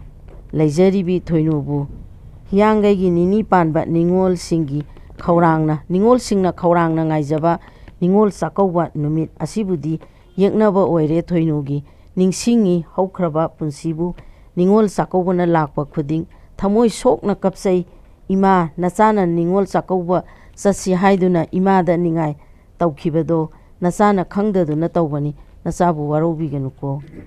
ꯃꯕꯨꯡꯕꯨ ꯑꯃꯨꯛ ꯅꯤꯡꯁꯤꯡꯂꯛꯏ꯫ ꯗꯗꯥ, ꯅꯪꯕꯨ ꯀꯗꯥꯏꯗ ꯂꯩꯒꯦ? ꯅꯆꯜ ꯑꯩꯒꯤ ꯈꯣꯡꯒꯨꯜ ꯂꯤꯕꯤꯔꯛꯂꯔꯣꯏꯗ꯭ꯔꯥ? ꯂꯥꯛꯂꯣ ꯗꯗꯥ, ꯅꯆꯟ ꯑꯩꯕꯨ ꯅꯤꯉꯣꯜ ꯆꯥꯛꯀꯧꯕꯤꯔꯔꯣ꯫ ꯅꯆꯟꯗꯤ ꯅꯤꯉꯣꯜ ꯆꯥꯛꯀꯧꯕ ꯀꯔꯤꯅꯣ ꯈꯪꯖꯗꯤꯌꯦ, ꯄꯨꯟꯁꯤꯒꯤ ꯆꯠꯆꯗ꯭ꯔꯤꯌꯦ ꯗꯗꯥ꯫ ꯃꯕꯨꯡꯕꯨ ꯀꯧꯗꯨꯅ ꯑꯃꯨꯛ ꯀꯞꯆꯩ꯫ ꯇꯟꯖꯥꯗꯨꯗ ꯄꯥꯔꯤ ꯑꯣꯐꯤꯁ ꯀꯨꯝꯂꯛꯄ ꯃꯈꯣꯟ ꯇꯥꯕꯗ ꯊꯣꯏꯅꯨ ꯃꯅꯤꯡ ꯊꯣꯡꯂꯣꯝꯗ ꯆꯦꯟꯁꯤꯜꯂꯤ꯫ ꯃꯃꯥꯏ ꯇꯥꯊꯣꯛꯂꯒ ꯊꯣꯔꯛꯏ꯫ ꯄꯥꯔꯤ ꯊꯣꯏ ꯊꯣꯏ ꯀꯧꯔꯒ ꯆꯪꯂꯛꯏ꯫ ꯊꯣꯏꯅꯨꯅ ꯇꯞꯅ ꯈꯨꯝꯃꯤ, ꯇꯥꯔꯦ ꯇꯥꯔꯦ꯫ ꯄꯥꯔꯤꯅ ꯊꯣꯏ, ꯍꯟꯗꯛꯀꯤ ꯅꯤꯉꯣꯜ ꯆꯥꯛꯀꯧꯕꯁꯨ ꯀꯨꯏꯔꯛꯇ꯭ꯔꯦ꯫ ꯍꯟꯗꯛꯇꯤꯅꯦ ꯑꯩꯅ ꯅꯪꯕꯨ ꯆꯥꯛꯀꯧꯗꯣꯏꯅꯦ꯫ ꯆꯥꯛꯀꯧꯕ ꯅꯨꯃꯤꯠꯇ ꯅꯪꯅ ꯆꯥꯅꯤꯡꯕ ꯄꯤꯖꯔꯒ ꯏꯆꯥꯒ ꯅꯪꯒ ꯄꯨꯔꯒ ꯀꯣꯏꯕ ꯆꯠꯇꯣꯏꯅꯦ꯫ ꯅꯪꯒꯤ ꯑꯄꯥꯝꯕꯁꯨ ꯑꯩꯅ ꯂꯩꯔꯒ ꯗꯈꯤꯅꯥ ꯇꯧꯕꯤꯗꯣꯏꯅꯦ꯫ ꯊꯣꯏꯅꯨ ꯀꯞꯄ ꯈꯥꯡꯖꯤꯟꯗꯨꯅ ꯂꯩꯔꯝꯕꯗꯣ ꯋꯥꯍꯩꯁꯤꯡꯗꯣ ꯇꯥꯕꯗ ꯈꯥꯡꯕ ꯉꯝꯗꯅ ꯀꯞꯊꯣꯔꯛꯂꯦ꯫ ꯄꯥꯔꯤꯅ ꯅꯨꯡꯁꯤꯅ ꯀꯞꯄ ꯊꯦꯝꯕꯤ꯫ ꯇꯟꯖꯥꯗꯨꯗ ꯀꯥꯡꯁꯤ ꯈꯤꯡꯂꯛꯏ꯫ ꯀ꯭ꯂꯕꯅ ꯃꯥꯌꯦꯞꯇ ꯂꯥꯎꯔꯛꯏ, ꯌꯨꯝ ꯌꯨꯝꯒꯤ ꯅꯨꯄꯤ ꯅꯠꯇ꯭ꯔꯒ ꯅꯨꯄꯥ ꯑꯃꯃꯝ ꯊꯣꯔꯛꯑꯣ꯫ ꯃꯦ 3ꯗꯒꯤ ꯍꯧꯔꯛꯄ ꯂꯥꯟꯗꯨꯗꯒꯤ ꯉꯁꯤ ꯈꯨꯜ ꯉꯥꯛꯄ ꯈꯔ ꯁꯤꯔꯦ꯫ ꯃꯔꯝ ꯑꯗꯨꯅ ꯁꯣꯔꯣꯛꯇ ꯑꯍꯤꯡ ꯂꯦꯛꯀꯗꯕꯅꯤ ꯍꯥꯏꯗꯨꯅ ꯂꯥꯎꯔꯛꯏ꯫ ꯊꯣꯏꯅꯨꯅ ꯑꯩ ꯑꯣꯏꯅ ꯂꯦꯛꯂꯨꯔꯒꯦ, ꯑꯩꯈꯣꯏꯒꯤ ꯂꯩꯀꯥꯏꯒꯤ ꯃꯩꯔꯥ ꯄꯥꯏꯕꯤꯁꯤꯡ ꯉꯁꯥꯏ ꯑꯩꯈꯣꯏꯒꯤ ꯌꯨꯝꯗ ꯂꯥꯛꯂꯒ ꯍꯥꯏꯔꯝꯕꯅꯤ꯫ ꯄꯥꯔꯤꯅ ꯐꯔꯦ ꯐꯔꯦ, ꯑꯗꯨꯗꯤ ꯑꯩ ꯊꯤꯟꯕꯤꯔꯒꯦ, ꯂꯥꯛꯂꯣ꯫ ꯑꯍꯤꯡ ꯂꯦꯛꯂꯨꯔꯒ ꯅꯣꯡ ꯉꯥꯜꯂꯛꯄꯗ ꯌꯨꯝꯗ ꯍꯜꯂꯛꯄꯗ ꯊꯣꯡꯒꯥꯟ ꯌꯧꯔꯝꯗꯥꯏꯗ ꯅꯨꯄꯥ ꯑꯃ ꯋꯥꯀꯤꯡ ꯆꯠꯈꯤ꯫ ꯅꯨꯄꯥꯗꯨꯒꯤ ꯃꯃꯥꯏꯗꯣ ꯊꯣꯏꯅꯨꯅ ꯍꯥꯏꯐꯦꯠ ꯎꯍꯧꯏ꯫ ꯊꯣꯏꯅꯨ ꯁ꯭ꯋꯥꯏ ꯂꯥꯎꯏ, ꯅꯨꯄꯥꯗꯨꯗ ꯍꯟꯅ ꯍꯟꯅ ꯌꯦꯡꯗꯨꯅ ꯂꯩꯍꯧꯏ꯫ ꯃꯊꯪꯒꯤ ꯅꯨꯃꯤꯠꯇꯗꯤ ꯊꯣꯏꯅꯨ ꯅꯨꯄꯥꯗꯣ ꯂꯥꯛꯄꯔꯥ ꯌꯦꯡꯂꯝꯃꯤ꯫ ꯉꯁꯤꯁꯨ ꯅꯨꯄꯥꯗꯣ ꯋꯥꯀꯤꯡ ꯆꯦꯟꯕ ꯂꯥꯛꯏ꯫ ꯊꯣꯏꯅꯨꯅ ꯆꯦꯞꯊ ꯌꯦꯡꯍꯧꯏ꯫ ꯅꯨꯄꯥꯗꯨꯒꯤ ꯆꯤꯝꯕꯥꯟ ꯃꯊꯛꯀꯤ ꯁꯝꯕ꯭ꯔꯨꯗꯣ ꯎꯔꯨꯕꯗꯒꯤ ꯑꯃꯨꯛꯀ ꯍꯦꯟꯅ ꯊꯃꯣꯏꯗꯣ ꯂꯥꯡꯇꯛꯅꯔꯝꯃꯤ꯫ ꯄꯥꯔꯤꯅ ꯑꯣꯐꯤꯁ ꯍꯦꯛ ꯆꯠꯈꯤꯕꯒ ꯁꯣꯔꯣꯛꯇ ꯊꯣꯛꯇꯨꯅ ꯅꯨꯄꯥꯗꯣ ꯂꯥꯛꯄꯔꯥ ꯌꯦꯡꯏ꯫ ꯅꯣꯡꯃꯗꯤ ꯀꯥꯔ ꯑꯃꯗ ꯅꯨꯄꯥꯗꯨꯒꯤ ꯅꯨꯄꯤꯅꯦ ꯃꯆꯥꯅꯦ ꯀꯗꯥꯏꯗꯅꯣꯃ ꯆꯠꯂꯨꯕꯒꯤ ꯍꯜꯂꯛꯏ꯫ ꯊꯣꯏꯅꯨ ꯍꯣꯏꯒꯤ ꯂꯩꯔꯛ ꯃꯅꯨꯡꯗ ꯊꯧꯖꯤꯟꯈꯤ꯫ ꯄ꯭ꯔꯞ ꯄ꯭ꯔꯞ ꯇꯥꯟꯅꯩ, ꯑꯉꯥꯎꯕꯤꯒꯨꯝ ꯑꯁꯪꯕ ꯒꯦꯠ ꯑꯃꯗ ꯊꯧꯖꯤꯟꯈ꯭ꯔꯦ꯫ ꯊꯣꯏꯅꯨ ꯆꯦꯞꯊ ꯌꯦꯡꯂꯝꯂꯒ ꯍꯜꯂꯛꯂꯤ꯫ ꯃꯁꯤꯗꯒꯤꯗꯤ ꯑꯗꯨꯝ ꯊꯦꯡꯅꯔꯦ꯫ ꯊꯣꯏꯅꯨꯅ ꯇꯥꯟꯅꯗꯨꯅ ꯌꯦꯡꯕꯗꯨꯗ ꯂꯩꯀꯥꯏꯒꯤ ꯑꯎꯕ ꯃꯤꯁꯤꯡꯅ ꯂꯥꯟꯅ ꯈꯟꯕꯤꯔꯦ꯫ ꯊꯣꯏꯅꯨꯅ ꯂꯩꯀꯥꯏꯒꯤ ꯃꯤꯑꯣꯏꯁꯤꯡꯗ ꯅꯨꯄꯥ ꯑꯗꯣ ꯃꯃꯤꯡ ꯀꯔꯤ ꯀꯧꯏ ꯍꯥꯏꯗꯨꯅ ꯀꯣꯏꯍꯪ ꯍꯪꯕ ꯍꯧꯔꯛꯂꯦ꯫ ꯅꯣꯡꯃꯗꯤ ꯅꯨꯄꯥ ꯑꯗꯨꯒ ꯋꯥꯀꯤꯡ ꯆꯠꯃꯤꯟꯅꯕ ꯅꯨꯄꯥ ꯑꯃꯗ ꯊꯣꯏꯅꯨꯅ ꯌꯥꯝꯅ ꯀꯣꯏꯅ ꯀꯔꯤꯒꯨꯝꯕ ꯑꯃꯠꯇ ꯍꯪꯖꯒꯦ ꯅꯨꯄꯥ ꯑꯗꯨꯅ ꯀꯔꯤꯅꯣ ꯏꯕꯦꯝꯃ ꯇꯥꯗꯒ ꯆꯠꯃꯤꯟꯅꯕ ꯅꯨꯄꯥꯗꯣ ꯃꯃꯤꯡ ꯀꯔꯤ ꯀꯧꯕꯒꯦ ꯅꯨꯄꯥ ꯑꯗꯨꯅ ꯏꯕꯦꯝꯃ ꯀꯔꯤ ꯋꯥꯅꯣ ꯅꯪꯁꯨ ꯂꯩꯁꯥꯕꯤ ꯅꯠꯇꯦ ꯑꯩꯒꯤ ꯏꯇꯥꯎꯗꯨꯁꯨ ꯄꯥꯈꯪ ꯅꯠꯇꯦ ꯑꯃꯁꯨ ꯌꯨꯝ ꯀꯥꯏꯅꯗꯅ ꯇꯣꯛꯂꯔꯅꯤ ꯅꯨꯄꯥꯗꯣ ꯄ꯭ꯔꯞ ꯆꯠꯈ꯭ꯔꯦ ꯊꯣꯏꯅꯨ ꯃꯌꯨꯝꯗ ꯍꯜꯂꯛꯂꯦ ꯂꯩꯀꯥꯏꯒꯤ ꯃꯤꯅ ꯅꯤꯝꯐꯨꯡ ꯉꯥꯡꯅꯔꯦ ꯄꯥꯔꯤꯁꯨ ꯇꯥꯔꯝꯃꯤ ꯑꯗꯨꯕꯨ ꯊꯣꯏꯅꯨꯕꯨ ꯂꯥꯟꯅ ꯈꯟꯕꯗꯤ ꯉꯝꯗꯦ ꯅꯣꯡꯃ ꯑꯌꯨꯛ ꯑꯃ ꯊꯣꯏꯅꯨ ꯏꯔꯨ ꯃꯥꯏꯊꯖꯗꯨꯅ ꯃꯄꯨꯔꯣꯏꯕꯒꯤ ꯑꯣꯐꯤꯁ ꯆꯠꯄ ꯅꯪꯅꯅꯕ ꯆꯥꯛ ꯄ꯭ꯔꯞ ꯊꯣꯡꯂꯒ ꯍꯣꯠꯅꯖꯩ ꯊꯣꯡꯒꯥꯜꯂꯣꯝꯗꯒꯤ ꯅꯨꯄꯤ ꯑꯅꯤ ꯆꯪꯂꯛꯏ ꯌꯨꯝꯁꯤꯕꯨ ꯊꯣꯏꯅꯨꯒꯤ ꯌꯨꯝꯂꯣ ꯄꯥꯔꯤꯅ ꯃꯥꯅꯤ ꯀꯔꯤ ꯍꯥꯏꯕꯤꯒꯗꯕ ꯃꯁꯥ ꯂꯩꯕ꯭ꯔꯥ ꯑꯃꯨꯛꯇ ꯎꯅꯖꯒꯦ ꯄꯥꯔꯤ ꯌꯥꯅꯤ ꯂꯦꯡꯁꯤꯟꯕꯤꯔꯛꯑꯣ ꯉꯥꯏꯍꯥꯛ ꯐꯝꯕꯤꯌꯨ ꯍꯥꯏꯔꯒ ꯊꯣꯏ ꯍꯥꯏꯗꯨꯅ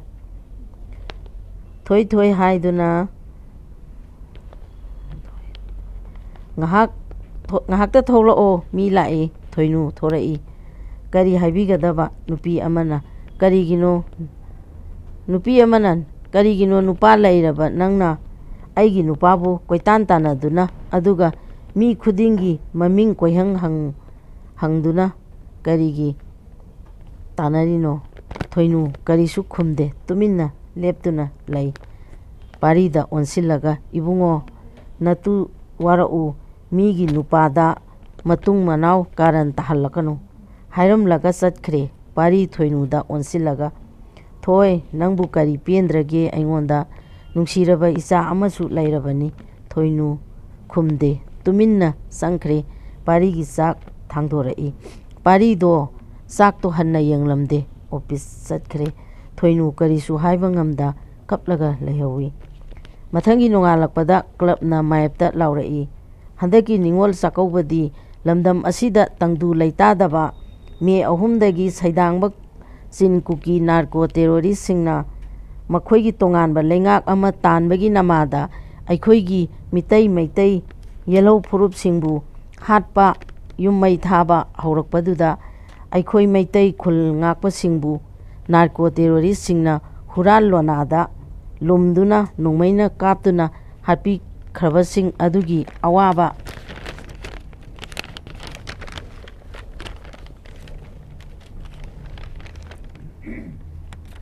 ꯐꯣꯡꯗꯣꯛꯄ ꯑꯣꯏꯅ ꯍꯟꯗꯛꯀꯤ ꯅꯤꯉꯣꯜ ꯆꯥꯛꯀꯧꯕꯁꯦ ꯂꯦꯞꯂꯁꯦ ꯍꯥꯏꯕꯁꯤꯗ ꯂꯩꯀꯥꯏ ꯑꯁꯤꯒꯤ ꯃꯤꯑꯣꯏꯁꯤꯡ ꯃꯣꯠ ꯐꯣꯡꯗꯣꯛꯄꯤꯔꯅꯕꯒꯤꯗꯃꯛ ꯃꯤꯇꯤꯡ ꯑꯃ ꯍꯌꯦꯡ ꯑꯌꯨꯛꯀꯤ ꯄꯨꯡ 9 ꯇꯥꯕ ꯃꯇꯝꯗ ꯀ꯭ꯂꯕ ꯑꯃꯗꯤ ꯃꯩꯔꯥ ꯄꯥꯏꯕꯤ ꯑꯅꯤꯅ ꯁꯤꯟꯖꯗꯨꯅ ꯄꯥꯡꯊꯣꯛꯆꯒꯅꯤ ꯅꯣꯡꯉꯥꯜꯂꯦ ꯊꯣꯏꯅꯨ ꯃꯤꯇꯤꯡ ꯆꯠꯅꯅꯕ ꯂꯣꯏꯁꯤꯟꯈ꯭ꯔꯦ ꯄꯥꯔꯤꯁꯨ ꯅꯣꯡꯃꯥꯏꯖꯤꯡ ꯑꯣꯏꯕꯅꯤꯅ ꯃꯥꯁꯨ ꯃꯤꯇꯤꯡ ꯃꯈꯣꯏ ꯑꯅꯤꯃꯛ ꯊꯣꯔꯛꯃꯤꯟꯅꯔꯝꯃꯤ ꯀ꯭ꯂꯕ ꯃꯅꯥꯛꯀꯤ ꯍꯣꯇꯦꯜ ꯑꯃꯗ ꯅꯨꯄꯥꯗꯣ ꯆꯥ ꯊꯛꯇꯨꯅ ꯂꯩꯕ ꯊꯣꯏꯅꯨꯅ ꯎꯔꯝꯃꯤ ꯊꯣꯏꯅꯨ ꯄꯥꯔꯤꯗꯒꯤ ꯈꯣꯡꯀꯥꯞ ꯀꯜꯂꯞ ꯊꯥꯡꯗꯨꯅ ꯅꯨꯄꯥ ꯑꯗꯨꯅ ꯆꯥ ꯊꯛꯂꯤꯕ ꯍꯣꯇꯦꯜ ꯑꯗꯨꯗ ꯆꯪꯁꯤꯟꯈꯤ ꯅꯨꯄꯥꯗꯨꯗ ꯃꯨꯟꯅ ꯌꯦꯡꯉꯤ ꯄꯥꯔꯤ ꯏꯀꯥꯏꯕꯒ ꯁꯥꯎꯅꯤꯡꯕꯒꯅ ꯈꯝ ꯊꯦꯡꯈ꯭ꯔꯦ ꯄꯥꯔꯤꯁꯨ ꯄ꯭ꯔꯞ ꯏꯟꯅꯩ ꯊꯣꯏꯅꯨ ꯗꯗꯥꯒꯤ ꯃꯤꯡꯕꯨ ꯅꯨꯄꯥꯗꯣ ꯌꯥꯝꯅ ꯍꯩꯅꯗꯅ ꯃꯃꯥꯏ ꯂꯩꯊꯣꯛꯈꯤ ꯍꯣꯇꯦꯜꯗ ꯆꯥ ꯊꯛꯃꯤꯟꯅꯔꯝꯕ ꯅꯨꯄꯥ ꯑꯃꯅ ꯏꯕꯦꯝꯃ ꯃꯅꯤ ꯀꯧꯏ ꯃꯅꯤ ꯇꯣꯝꯕ ꯀꯧꯏ ꯀꯩꯗꯧꯒꯦ ꯍꯥꯏꯔꯤꯅꯣ ꯊꯣꯏꯅꯨ ꯅꯨꯄꯥꯗꯨꯒꯤ ꯃꯈꯣꯡꯗ ꯄꯥꯏꯔꯒ ꯗꯗꯥ ꯅꯪꯕꯨ ꯑꯩꯒꯤ ꯗꯗꯥ ꯃꯅꯤ ꯅꯠꯇ꯭ꯔꯥ ꯑꯩ ꯅꯪꯒꯤ ꯅꯆꯟ ꯊꯣꯏꯅꯨꯅꯤ ꯗꯗꯥꯒꯤ ꯆꯤꯟꯕꯥꯟ ꯃꯊꯛꯀꯤ ꯁꯝꯕ꯭ꯔꯨ ꯑꯗꯨꯅ ꯑꯩꯒꯤ ꯏꯕꯨꯡꯅꯤ ꯍꯥꯏꯕ ꯑꯩ ꯈꯪꯉꯤ ꯗꯗꯥꯅ ꯅꯠꯇꯦ ꯍꯥꯏꯔꯕꯁꯨ ꯑꯩ ꯌꯥꯕ ꯉꯝꯃꯣꯏ ꯍꯥꯏꯗꯨꯅ ꯃꯕꯨꯡꯒꯤ ꯃꯈꯣꯡ ꯀꯣꯟꯗꯨꯅ ꯑꯣꯛ ꯈꯣꯡꯒꯩ ꯀꯞꯂꯝꯃꯤ ꯃꯅꯤ ꯃꯆꯟꯕꯨ ꯀꯣꯟꯈꯠꯄꯤꯔꯒ ꯏꯕꯨꯡꯒꯤ ꯏꯕꯦꯝꯃ ꯊꯣꯏ ꯅꯪꯕꯨ ꯏꯕꯨꯡꯅ ꯊꯤꯔꯤꯕꯅꯤꯅꯦ ꯍꯧꯖꯤꯛꯇꯤ ꯅꯕꯨꯡ ꯂꯩꯔꯦ ꯏꯆꯜꯒꯤ ꯀꯔꯤ ꯋꯥꯠꯀꯅꯤ